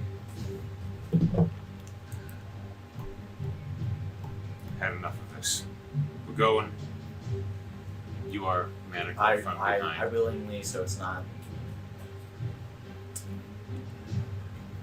Make note of that one threatening us. As he points to this large built. I'm Feral not large figure. built anymore. I'm now 500 pounds. Are you doing that? Will they kill me if they find out? Most likely. Yes. If I Any This is- form of magic. well, because What are you doing this time? if I don't do anything, they're going to kill me. We don't know I've that. been I've just been allowing this to happen. Like I'm not Actually, fighting they're gonna it. take him to I'm the just- alleyway next and beat you senseless. Probably are. Don't look at me. I've been Wait, very Can compliant. it be anything? Or does it have to be the No, it is what your other form is. It's not Don't. interchangeable. Fine, I'm not going to do anything either. I'll Is let there a them way try to for see me me. to still keep pressure on my hand, on my hand while in the rules. It's a bit trickier, but it's trickier, not but- impossible to just keep your hand clasped. Yeah, Is there that's any what way I can touch I'm him? trying to do. So it's still slowing. You can reach your hand out to touch them. Yeah, you can. No, to him. You guys are kept a bit far apart, close to 10 feet away. Well, if there's any ever a chance, I just lightly graze him with a pinky or something with cured wounds. If you get the chance. Yeah. You're going to cast another spell. I don't think they would realize cure wounds. Yes, they will. Yes, Would they they? would. Okay, never I have mind. I'm gonna just sit back and relax. Very blood flowing hand. If they realize that closed And healed over. and healed over, We appreciate the thought, Claudio. I think that would cause your immediate demise instead of your Okay. later demise. Okay, well, honestly, I could I think we should wait listen. and start doing the law and order thing later. Okay, Don't fine. do I don't do anything, Kieran. I'm just vibing. Just vibing. Okay. So, as what was supposed to be at 10 o'clock bedtime, turned into probably 11, 11:30. Closer to 12 as everything gets fixed, as the guards take away DATH'TAN and Skyrim. You all find rest for the night. I thought I was gonna have to worry about SAAKA, not those two. In my defense, I didn't start it. For once, I did it. That was Levi. Come on. You're the one who I'm just joking. torqued the entire floorboard of the tavern. Okay. Combat was averted. I was thinking the menagerie was about to take another session to hide some bodies. Wait, you guys already did that? No. No, Oh. not for guards. No. We've stayed legal, actually. We've taken jobs from the government. I really feel bad now. How was I supposed to know? Okay, in fairness, he did tell me, but that was a lot of information. Mistakes were made, lessons were learned. Now let's try and resolve this situation in a peaceful and legal manner, maybe. You wake up in the morning. Yeah, just gonna lay siege to the guardhouse.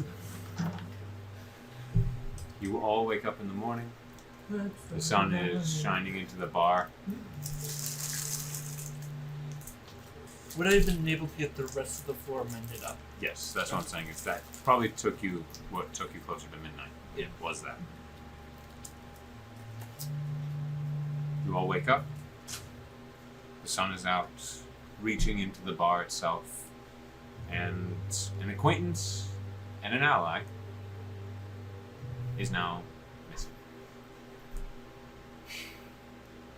You know what? I'm using what we gave DATH'TAN for his CAEDRIK. fee from the courier service. That's using for his bill. Let's hope his bail is not too high. We're not exactly rich at just the moment. No, but hopefully we can bargain and get it reduced. CAEDRIK. What I missed? DATH'TAN got arrested. And so did our Took long mysterious friend. Can I call the 30 gold pieces you owe me to pay for his bail? Looks about. Gotta go get my things. Goes up the stairs. What? Yeah, no, it's in the back. Comes back down. Here you go. Alright, I take the 30 that he owes me.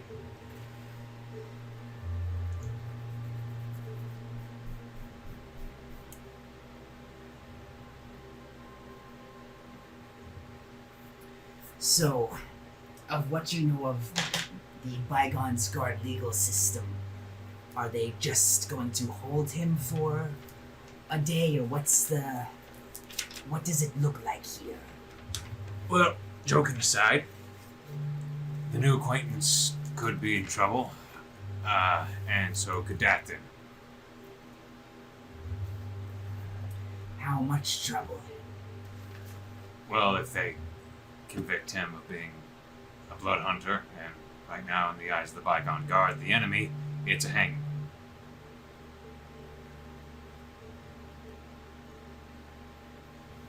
Alright. With And two the cards fake for today. cards come out. Pretty good. The Tome and the Throne. 15 and 17. Okay. What's with the cards? As Divination wizard. Oh. I can see the future. are you beginning to try and read the future of today? I think today would be a good future to read. As you begin to pull the cards, you see the tome opens up into that of almost a childlike pop-up art. Several heads and bodies of discolored crowds surround what seems to be a single noose with a tiefling standing just before the rope. As you begin to pull the throne, you see what seems to be a man that you have not met before. Smiling face, a handshake, and a cell door opening. What does this man look like?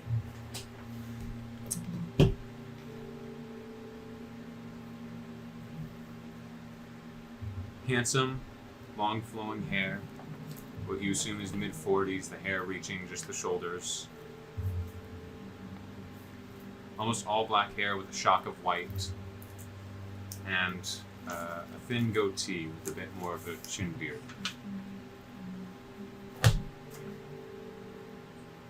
Green eyes, and from what you see, as it's more of a head portrait, but of the collar, it seems to be the beginning of familiar armor that you witnessed last night. Like Bygone Guard armor? Got it.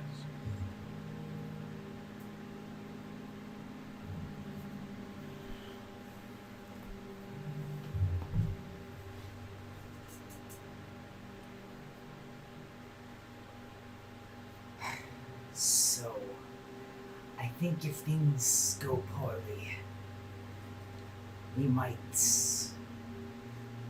lose DATH'TAN.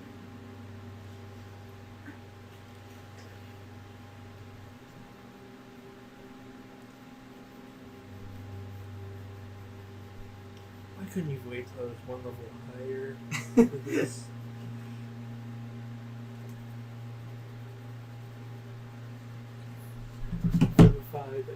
No. You run up to the gallows like, no, and he's still choking. I said no. Climb the rope. In front of all the guards, slap him. Technically, officer, technically, he did serve a life sentence. He did die. Bullshitting the legal system of Repton Day 2.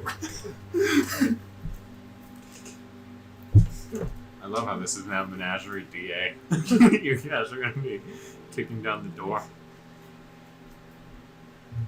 This is very important. If you see a older man in the Bygone Guard armor with silver hair, flash of white, green eyes, He has black hair with a Black shock hair. of white. Black hair, shock of white. I think he may be the key to saving DATH'TAN. It's gonna be interesting to try to convince him. It could work out, but this is gonna be an uphill battle. It might mean that we need to go anti-pirate hunting, potentially, but I think it's good that we try and do this right. Can't wait for you guys to burn this town to the ground. Yay. I don't even have fire spells, I'll have you know. Let's start a riot. If you guys were close to 5th level, I'd be very scared. Fine. Don't worry about it. If you want. I am just this close to leveling, and this whole town looks like just enough for me to level up. I'm about to level up, and you look like just enough XP. He says to the town. Yeah. To the town. Drops a tactical move. Hey, level 19 to level 20 is gonna be rough. comes back to this town. Oh, me just wrong. Well, goodbye. David, do you care how we get out of here? I mean, Yes. Yes. preferably He may not, legally. but the rest of us do. The rest of us are like Preferably legal. legally. Okay. Then But I'm if gonna- things go south, I have my ways to get out. Because I could just never come back to this town, but that's fine. I can copy you too. one, you guys are now associated with the menagerie. Exactly. So if you guys, I specifically said he was not part of the menagerie. He was someone. he is, He's and super if he part goes of for the a menagerie. jailbreak Yeah. and drags him along, that's going to look bad on his end. And It's by true. Breaks proxy, my our soul. end. Let's go. No. Just stays in the cell. I said no. I said no. Let's go. It's just a chain that falls. All right, so I said no. we should should now maybe try rope. let's visit Sure, my either. notes are me and his cells right next to each other. Let's go visit either You'll the see. jail or the guardhouse. Here's I'm one of just the sat two. in the center of myself. We're going to need to do some Cast the searching rope trick to hang him Sitting before on the the execution. floor, Cedric, not at least like he could give us directions. sure. Palms open in my lap. Satyr would also be a Sending no character signs of any witness. But he's got to be introduced as not part of the menagerie, as not to seem biased. Yes. As a person as a cleric, who has been in contact with him. He ever was since we sleeping landed amongst here. Yeah. But could be that's just a two friendly guards who host. saw you. that. Sure. And he could just claim friendly host. Hmm. So That's not going to hold up in a court of law of, he was sleeping in the same house as these fuckers. yeah, I think let's check the garrison first, because then we may be able to find your mystery man, and then the jail.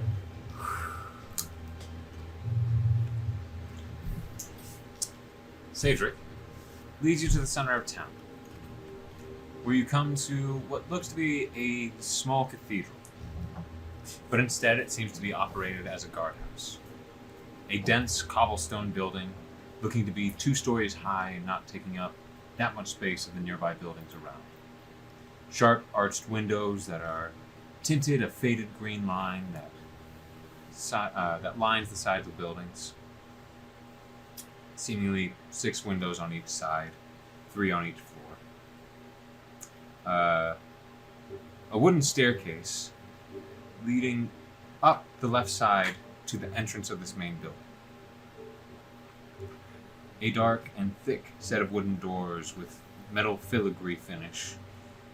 You see a single square tower rising from the front of the building, having a very small lip to surround the edge, making it almost completely flat at the top, manned by a single guard that keeps a watchful eye of the passers-by.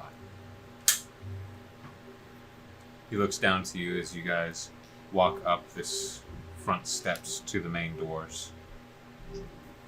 The doors remain closed. Filigree looks to be that of, the detailing is that of like almost connected bones that just arc back and forth. But they remain closed, no one's at the front door. So you said there's like a guard by the front door, but the door to the So this is like a small cathedral, and on Okay. the tower where like there would be a belfry, there is no bell. It is almost like a complete flat top Got besides it. a small lip, and Got there's it. a single guard up above. Okay. So there's like a sentry up there. But besides that, there's no one at the doors. There's 2 windows on the front ends of a green tint and 3 more on both floors of each side, but there's like no one here. This is more of you're gonna have to knock. So turning to Cedric, like, is this the correct place to legally make an appeal? Or... Well, this is the place where both the guards stay and the prisoners are kept, so 2 for 1. Shall we visit? We need to go to the jail anyways. The guy we're looking for is probably the captain of the guard, since he seems pretty important. Presumably. I don't know from my premonition, but I'm just taking context from what you've told me and applying it reasonably. I'm gonna knock on the front door.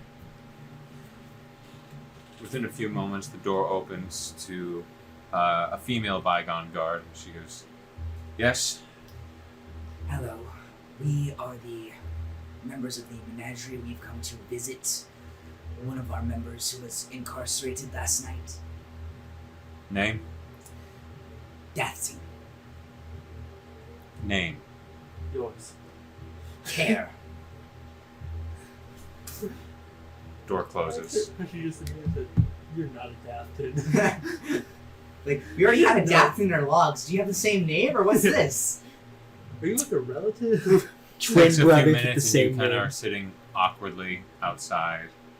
You feel like you're being kept waiting for a moment or so before the doors open back up. The same olive-skinned female, but with the visor, opens in. Is it a complaint? Are you trying to... What's your purpose? Legal counsel with DATH'TAN, and then we are from outside of town. We are not very familiar with the legal structure, but if possible, we would like to make an appeal against his incarceration. Door is pushed all the way open. She gestures you in. Thank you. And I walk in. Walk in and you are immediately all should know. Wow, this town's rough. Satyr, you live in a bad town. Upon entering the building, I it see where is you left. a very simplistic setup. The lighter shaded wooden boards are almost pristine, looking that it is cleaned often and regularly. The walls of this room are scarce, save for a thing or two. Hanging in the center of the left wall, draped over the center window, is a flag of the bygone guard, nailed on four corners to the wall itself. On the right wall's closest corner, you see a framed map of Totar. It hangs just above a large, robust, closed chest. It too looks to be freshly cleaned and taken care of. A few torch mounts in between on either side of the window to this place. Of the three windows that stretch across the sides of the bottom floor, light up the room, and they are smaller and not as large or well oiled, so they only burn lightly. Enough to illuminate the room without being a danger to anything else on the wall. In the center of this room, you see a rough-looking war table. Another map of Totarum is pinned to it, but it has several dark needles pinned into it, with several notes beginning to encircle them. Before you get a good look, a thick blanket is tossed over it as you all walk in. To the far left corner of this room, there is a wooden staircase leading you upwards to the second floor. And in the far right corner, there's a stairway of stone leading downward to a basement room. There are a few guards that take up most of this space, and behind this table in the center of the room, there are long lunch tables and benches that hold a few soldiers that are eating their meals and looking over to you as you enter, and a few more troops that are covering over the war table that look up to you as you enter. There's probably close to 20 guard in this room alone. She walks in and turns to you. So you're wanting to see that? Yes. And also make an appeal against his incarceration if possible.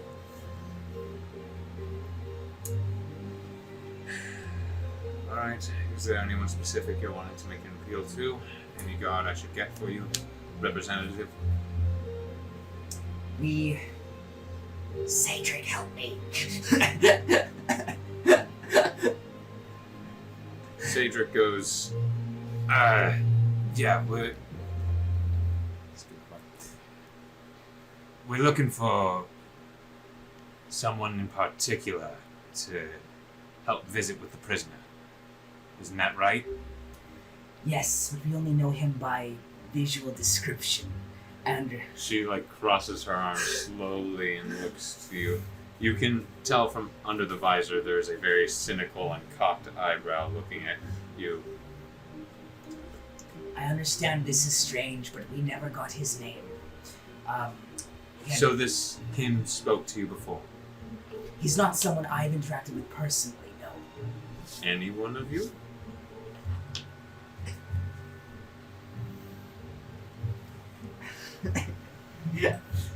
We know him by pretty much just reputation alone is all I could say it. He's black hair with some white in it, green eyes, older gentleman, almost as old as myself. I'm sure he won't be happy that you said that. I'll go get him. I think I know who you're talking about. She turns and walks down the steps. This is gonna be really hard to explain. Within a few minutes, you see To be fair, a man that looks to be in his early 40s. Black hair that falls to the shoulder with a shock of white on the left side of his head. He seems to have like a very confused look on his face as these hazel eyes scan everyone over. He has a bit of a goatee with a dark chin beard. Clean smile, but it looks like he has a chipped tooth or so as he walks up. He's wearing the Bygone Guard armor, but not all of it. Instead, it looks like he has a bit of a long sleeve white shirt that's underneath some of the armor, and the armor ends from near the shoulder. Okay. Near the shoulders.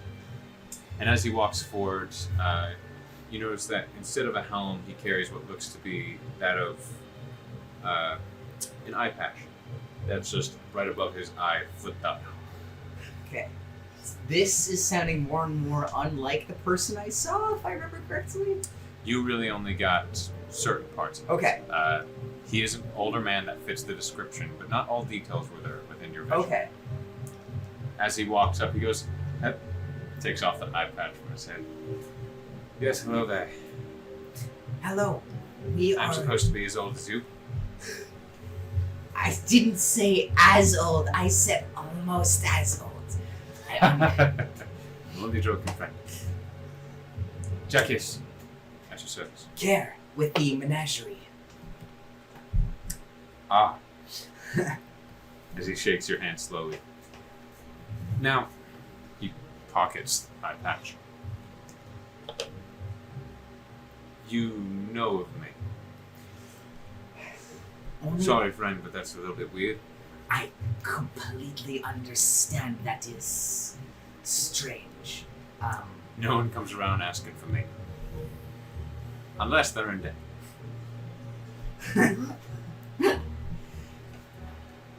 I've only known you by reputation and appearance alone. I never got name. I never got anything else. I understand how strange that sounds, but we It's are slightly strangers. flattering, but at the same time, I am a little bit creeped out. If you could get to the explain. Yes. So, member of our party, the menagerie, was incarcerated last night. I heard about this green tiefling, DATH'TAN. Yes, He's been quiet. Other one is not. I see. The other one was not part of the menagerie, and we've only encountered him last night at the tavern. Our plight is to make certain that DATH'TAN is unharmed, and to be certain no harm befalls him. To my understanding, there have been problems with pirate blood hunters, and a guard last night believed he was one of them. What? I'll have to reprimand the guard for sharing a bit too much information then. And we want to assure you and the law itself that he is not one of them and is innocent of. So he's not a blood hunter, is what you're arguing. He has committed no crimes. He has not committed any piracy or whatever it is that guard thinks he is. Funny, I didn't hear you deny the claim that I made. Blood hunters are a thing that is beyond my purview. I can Not only mine. claim as to his character. So what you're telling me is this DATH'TAN, he is a blood hunter, but he has no evil intention. Yes. In that he's not one of the blood hunters that we've been dealing with for the past several months. Correct. Myself and the rest of the menagerie have only gotten into town as of yesterday. We spent the last month traveling from Kroldirk, and before that we were And how many people have you spoken to about this? only just the guards, yes? Just the guards about this situation and nothing about previous. These blood-breathing pirates should remain a rumor. Savvy? Understood, yes. Let the people talk, let them make up their nightmares, but don't let them actually believe it. Could I ask one question about the pirates? Were there reports of them being part mechanical? No. Why? On our way here, we got shipwrecked and there was... We are getting way off topic, friend. I know it may sound weird. We got shipwrecked by what I would guess to be pirates, but they weren't fully organic. There was... Under their skin was like metal and other stuff. I know it sounds weird. I was just... See that he just rubs the bridge of his eyes. I was... Of course they were. I was curious if it was the same group that you guys are talking about that caused No, us and problems. at this moment, I'm not ready to open that can of worms.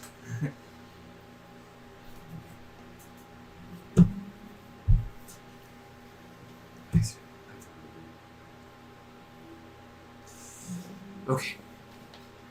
Thela, take his statement. You, Yes, come with me. yes. So you want him freed? I want to ensure that no harm befalls him. If he could be freed, that would be excellent. I don't know what the laws are in this city, but Well, normally threats and enemies of Nokayo are taken, prosecuted, or executed if there's no need for prosecution. and if we could, The Blood Hunter, especially nowadays, don't really have much honor, despite them not being as volatile as the older ones. and if we could prove that DATH'TAN was not an enemy of Nokayo, Just because he's under the spotlight and doesn't do something bad doesn't mean that when we take our eyes away that he won't do it. you could say that of any person. Sure, but there's a difference between that child there and the person we have downstairs, isn't there?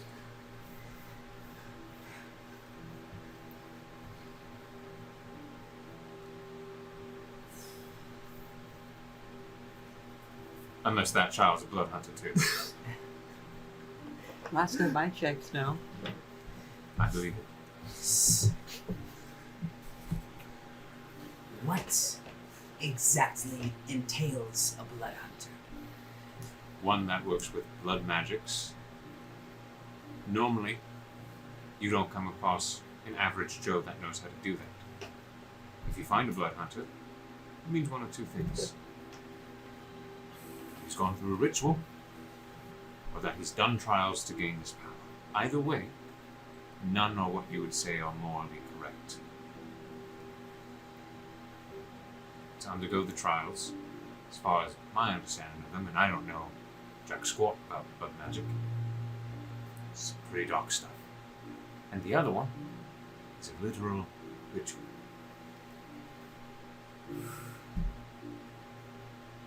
So, say what you want.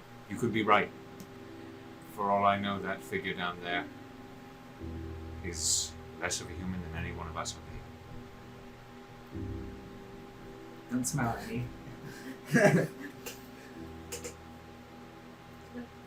To do the things you'd have to do, I could only imagine. So, things that may or may not be required to become a blood hunter aside. Let's focus on the Sure, I'm defeating you at every point so far. How about we keep changing some things? enemy of Nokayo bit. What can we do, or what can he do, to prove that we are law-abiding citizens? We have already worked with Hasela of the Bygone Guard. You see already. his face, like, instantly stops from the laughter and looks at you. We have already worked with the Bygone Guard to assist the previous town that we were at before here. Kroldirk, I was Kroldirk. assuming. Yes. We caught the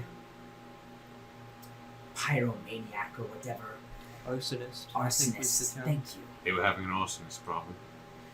Caught the arsonist as well as A null infestation in their What does cold caught mines. mean?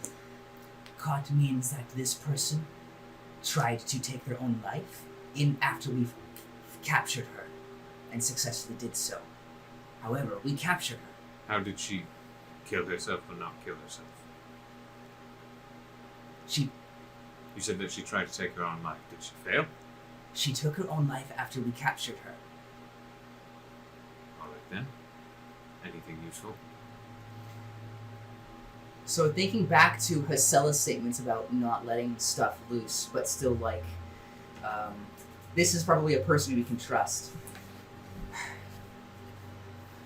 Long story. So, arsonists, dolls. She used You these can as... just say that you give him the synopsis. I give him the synopsis of everything that we saw at our time in Coldbrook. Probably a He little stops bit you partway through, and he waves you downstairs, leaving the rest of you there. I think he's going to have a symbol written down that's similar to the threaded symbol of the arsonist dolls. Heading downstairs is a smaller, unlit room. You find yourself in the far back right corner of this place, looking from an angle. You see 4 weapon racks that hold small arms on the sides with rifles filling each rack up. Barrels of bullets and powder are lined against the wall just to the right of you, and past a doorway that sits just ahead of you from where you stand. The smell of iron and gunpowder fills the chamber. More of these barrels are lined against the wall to your left as well, lining the staircase you just came down from. You look around and are instantly grateful for the lack of torches and candles within this room. Within the far left corner of this room, you see a metal grated door. A locked iron barred door with a large keyhole. From this angle, you can't really see into it, but you figure this is probably the hall where prisoners are kept, as you hear clinking of chains and just slight motions, coughs. Just not much of a ruckus, which is somewhat surprising. You've shared your time in a cell before, Care, and they have been rowdy, dangerous. This one is dead silent. They keep a pretty tight lid on prisoners in here. Or they may just not have many stay-ins. There's a door just to the right of you as you're at the bottom of the steps. As you come to the foot of the stairs, you enter into a small office that Jaquise leads you into. It's a personal living quarters as well. Small carpet of deep rustic reddish brown placed just inside the doorway. On the right wall, you see 2 thin and tall bookcases that are chock full of old campaigns of the past. Between these 2 bookshelves is a painted picture of a beautiful and stoic warship, cutting through a massive wave as it braves a storm. The left wall contains an armor stand within the near left corner. It is sitting at the foot of a vertically placed bed, well kept and much nicer conditions than expected. The frame of this bed looks much more extravagant and expensive than what you'd think someone like him could afford. Within the center of this room, you find a large oval rug of the same rustic color. Placed over it, large oval rug of the same rustic color placed over it. A large desk placed atop. A few neatly stacked papers that are segmented and placed upon the desk, with an inkwell and pen in the corner of it. There seems to be a few different compasses accompanying each stack of paper. You notice that as you kind of step and follow him and he raises his hand to keep you from coming to the other side, you do catch that one, or it looks like one entire side of the drawers that you look at on the left is completely locked under padlock. As he sits down in a large padded chair with wooden arms and legs, he looks at you as you give him the rest of the synopsis.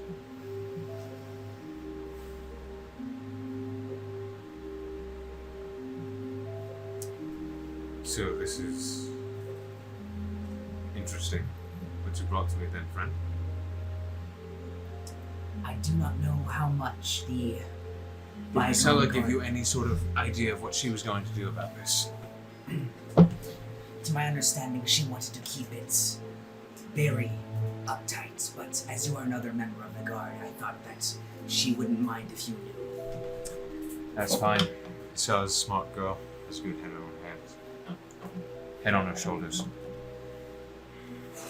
As for her later plans, I don't believe she... Did she tell you to piss off? I don't believe she decided to share them with us. Sounds like it. Sergeant Marcella is under my official command. She's good. I sent her out to Krolder with some of the complaints. Didn't think it was arson, though. As far as I knew that she was chasing a reported Covenjäger.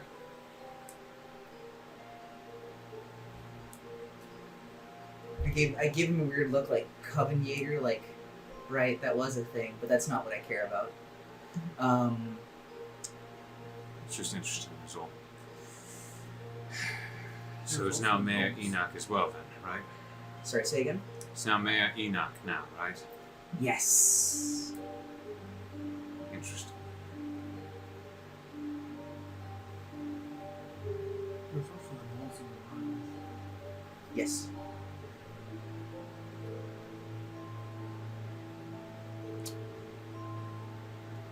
I Well- should make note that DATH'TAN was one of the ones with us who was... You see he reaches for his inkwell pen and just begins writing something on a new sheet of paper as you continue talking.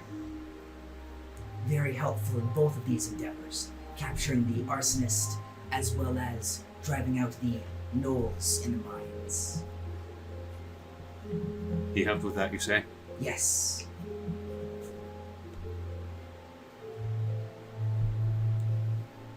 And even if past deeds are not enough to warrant saving him, but they should at least be enough to give him a chance. Allow us to prove that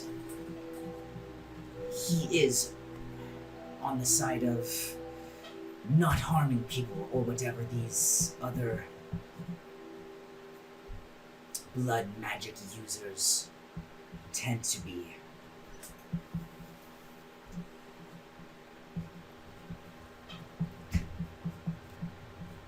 How long have you known them? I have known him. Them. Oh, As he points upstairs. I have known the two tieflings ever since I got on the boat to arrive here a month and a little more ago. As for the Tabaxi, I've known him for 2 years. 3 years? Is it 3 years? Yeah. Okay, 3 years then. It was 2 years, but actually by the 2 months of travel, it has crested over Okay, the 3-year 3 mark. years.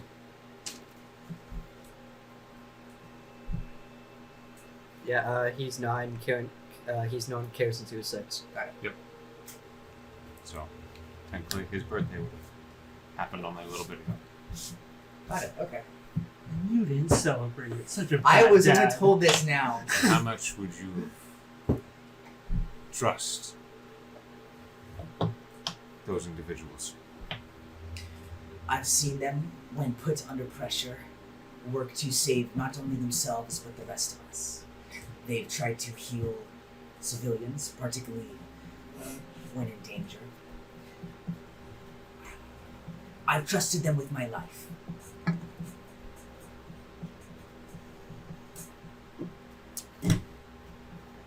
I've known them for... Out of curiosity, who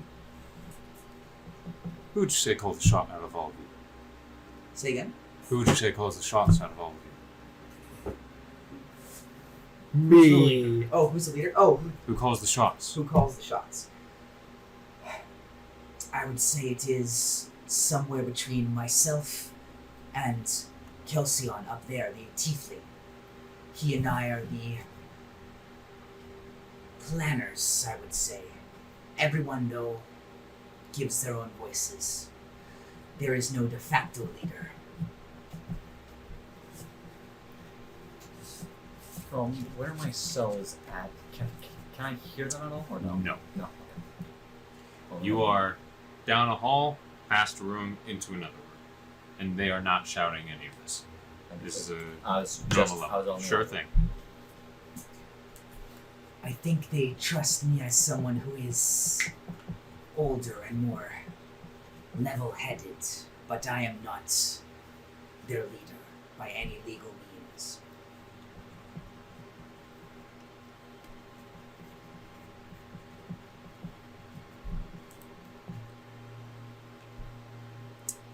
And just so I understand, Care, right? Yes, What's the other one's name? Other leader. KELSION, the tiefling upstairs. I'm going to make an official document that the two of you are going to sign under suffrage of you two being the only ones that take the discipline. You will hereby, under my command and under my call, come to Reptin and serve in the Bygone Guard Navy to help deal with this blood pirate problem. That is how he will serve his sentence and prove himself. And you'll be the one sticking your neck for him. If you're wrong, you two get punished along with him. If you're right, he doesn't get to see the long end of a rope. I would agree with these terms. Get KELSION down here. He's going to sign. KELSION, I have needed you downstairs. You should probably send someone up a bit more official than a magical message, because I doubt they'll believe me. I send a weasel. Could you imagine, KELSION? I must go down. My people need me. And he just starts walking down. Yeets I'm gonna get himself shot down the if I do stairs at that. full force. Shall I go fetch him? Did you message in front of him? As you do that, he goes, come on. I was kind of like half joking. No, I think he would have messaged him. He looks at you. You should probably go so he doesn't get himself injured. That's how this works around. I see.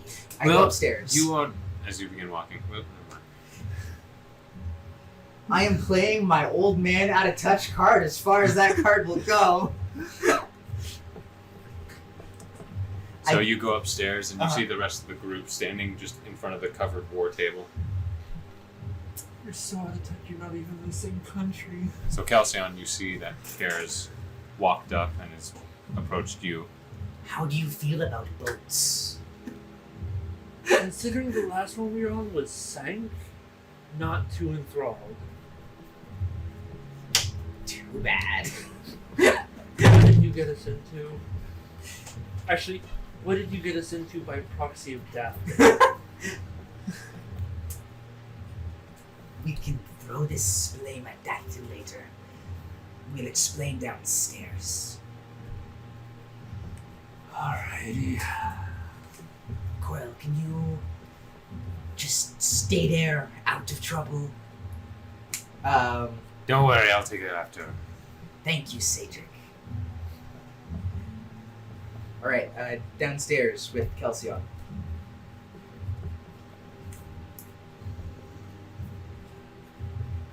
Wanted to help.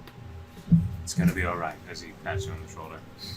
You see that Jaquise, as soon as you enter, is finishing writing.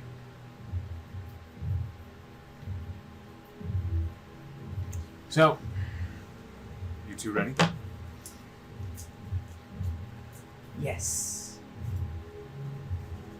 So I've been told we're signing a document to take responsibility. Is that correct? Are we adopting DATH'TAN? Is that what's happening? We're adopting DATH'TAN. Are we taking custody? DATH'TAN is our puppy now. I will run away. You try to put a leash on me. I will chew through it, like, and then kill you. And then kill you. If we cast Reduce on him, does he just That'll turn into a prove it. puppy? Oh, yay! Puppy DATH'TAN! No, I'm just more angry. Tiny and angry. Tiny and angry. So Big our, Isla energy. so our dog then, Your yes. dog, yeah. Double cast reduce, he turns into a chihuahua. Oh, please no. Bark, bark. What is it? 1/8 of your weight, I think. I want to say. You'd be a small dog. Actually, he'd still be a pretty heavy dog for an 1/8 of his weight. That's okay. Pretty big dog, though. He'd be 25 pounds.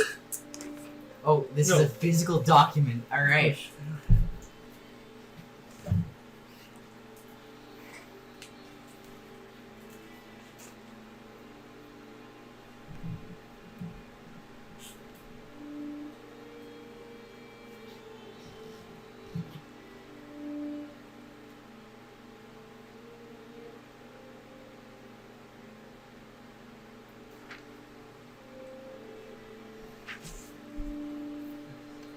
Jaquise is sitting right Yeah. in front of you, by the way. No, I wanted to read the document to make sure I knew exactly Oh, what I yeah. was getting myself into the Of first course, time. but if you were going to try something, there is No. someone right in front of you. Do it, really. That's the highest sleight of hand check. Here, you sign first because you got us into this I got us into this. by proxy of DATH'TAN. I am doing my best to help. Should we read it out loud? Out of I character? hereby claim that the menagerie and company will, when called, serve with the Bygone Guards Navy under the command of Captain Jaquise. Jaquise to aid in the effort against the pirate problem under the lead of KELSION. Upon failure, both Care and KELSION, along with the convicted DATH'TAN, will be punished to the fullest extent of the law, hanging, but will reap the reward of a full pardon where no ownership or discipline will be held against them. Captain Jaquise. Captain, what is the time frame before it is considered a failure? There is none, as I can't guess when the pirates are going to show up again. But if they start sailing the waters and we need a response, you're going to be joining the men. I see. What better way than for a blood hunter to prove that he's not with them is by killing them. What constitutes failure then? If DATH'TAN joins them, turncoat, try to help win the fight, it'll be very obvious to most of us if he's evil. I think that should not be a problem. You laugh, but if none of you survive but him, it's going to look kind of suspicious.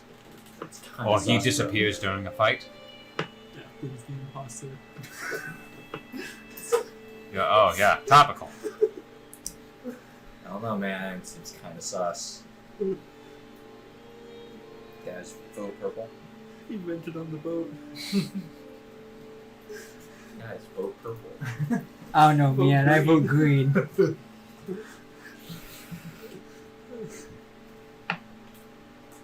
Or we could just do this the normal way and he could be persecuted. I won't say that you don't intrigue me, but I'm not going to move any shift of the law just so you can get your friend back when he could be a danger and you're just a liar. A charming one, but a liar. I understand your position. I just want to make certain this document and agreement is It will be kept safe fair. by me.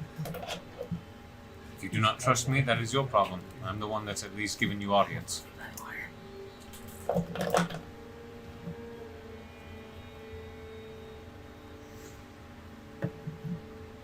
KELSION, have you signed it?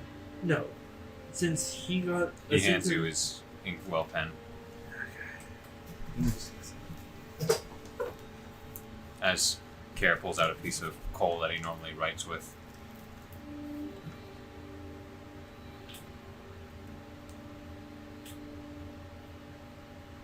I will sign the date once it is done.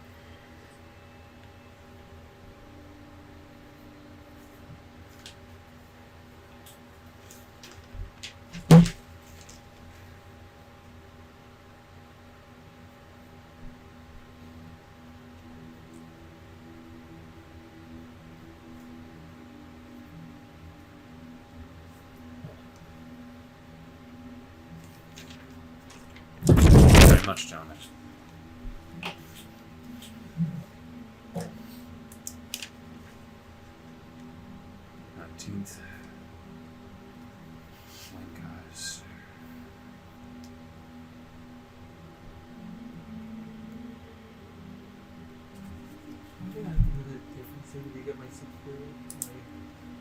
So it depends. You see that he takes a small stamp, dinks it in, dips it into the inkwell, and marks it. Folds it in half. I'll make sure to put this in a secure location. Out of your eyes. I'm more concerned about it disappearing or being destroyed. I have a secure place, but I'm not going to put it there in front of you. I literally just met you today. But, as he stands up, yeah, in through my shirt. Secure. Like a goat, like, oh. He stands up, reaches his hands out, smiles, Just a ton of paper cuts. takes your hand, shakes it. So we can't be in prison with it. Let's go release your friend then. I believe we have much to discuss in regards to the pirate problem and how we can best solve it. I'll see that you are fitted with a small crew and a small ship to run for yourself. I believe the term is privateers. Captain Depends on who Care. likes you. Captain Care! He screams that aloud. Garrett's fantasy has finally come true. No. You will be fitted with an officer to watch over you, along with men to make sure that you are doing fine. But for the most part, you will be running your own ship, which means that if you die, we don't lose much. I see. Sorry, friend, but it's kind of what it has to be. I understand this is a difficult position. Keep in mind that it may not be just you three that go to the gallows if this goes poorly. This is as much of a risk to my name as it is to yours. Assure me that I have no desire to go to the gallows. It should tell you that I have no desire to see this disappear.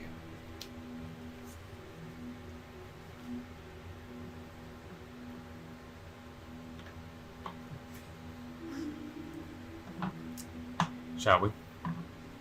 We shall. The captain's just in the harbor as the boat in the background is just on fire. The looking at the camera with the thumbs up, and nothing of value was lost. Oh no. Except a boat, boats are expensive. Oh yeah, they are. And a crew. Crews are slightly less expensive than a boat. Boats are really expensive. Easier to replace a crew than a boat. Slave Yeah. labor. We paid nothing for this. As he goes and unlocks the iron barred door in the far left corner of the room, you're led into a large cobblestone hall. You see a hallway of prison cells, these small semicircle section of bars with doors that are kept locked. As you pass by these small spherical cells, you see that there is nothing more than a few tied together wooden plank boards used as beds and a bucket. The smell wafting through the bars is potent with most of them, as most of these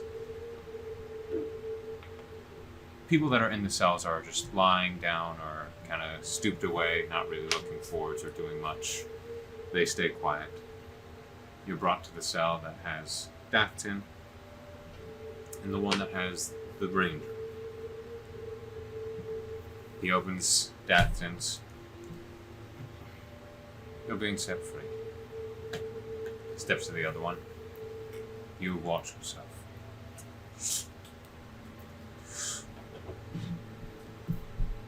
He gestures for both of you to get out.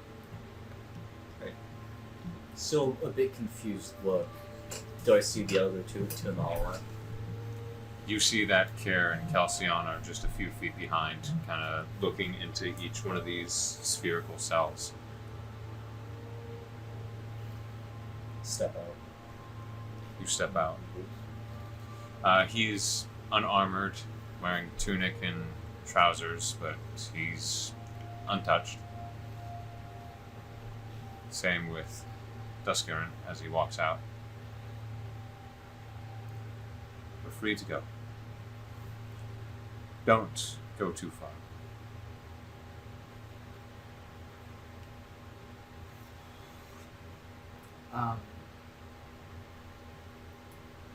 Should we discuss the arrangements for the boats now, or do you want us to return at a later time? I'll get them prepared for you, and I'll tell you what your situation is. Understood. DATH'TAN, we have much to discuss. I can tell from how fast you got me out. I have half a mind to meet you with this umbrella. That is fair enough. It's likely not where he is. Point to the captain. Captain would be like, you're disciplining your own crew member, it's fine. You see that he's just closing the doors, not really listening in on your conversation at this point. You can tell that in his own mind, he's kind of already beginning to piece together what this situation is going to look like.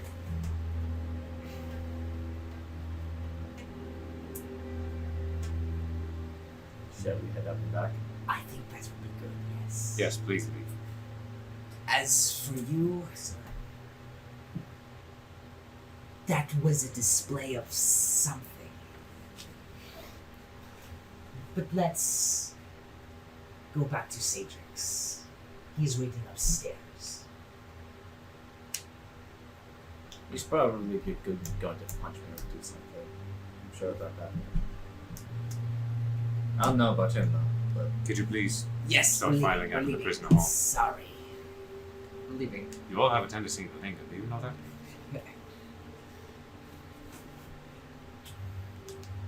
Walking up. As you all exit out of the guardhouse, under the watchful eye of a single sentry, back into the town and streets of Repton,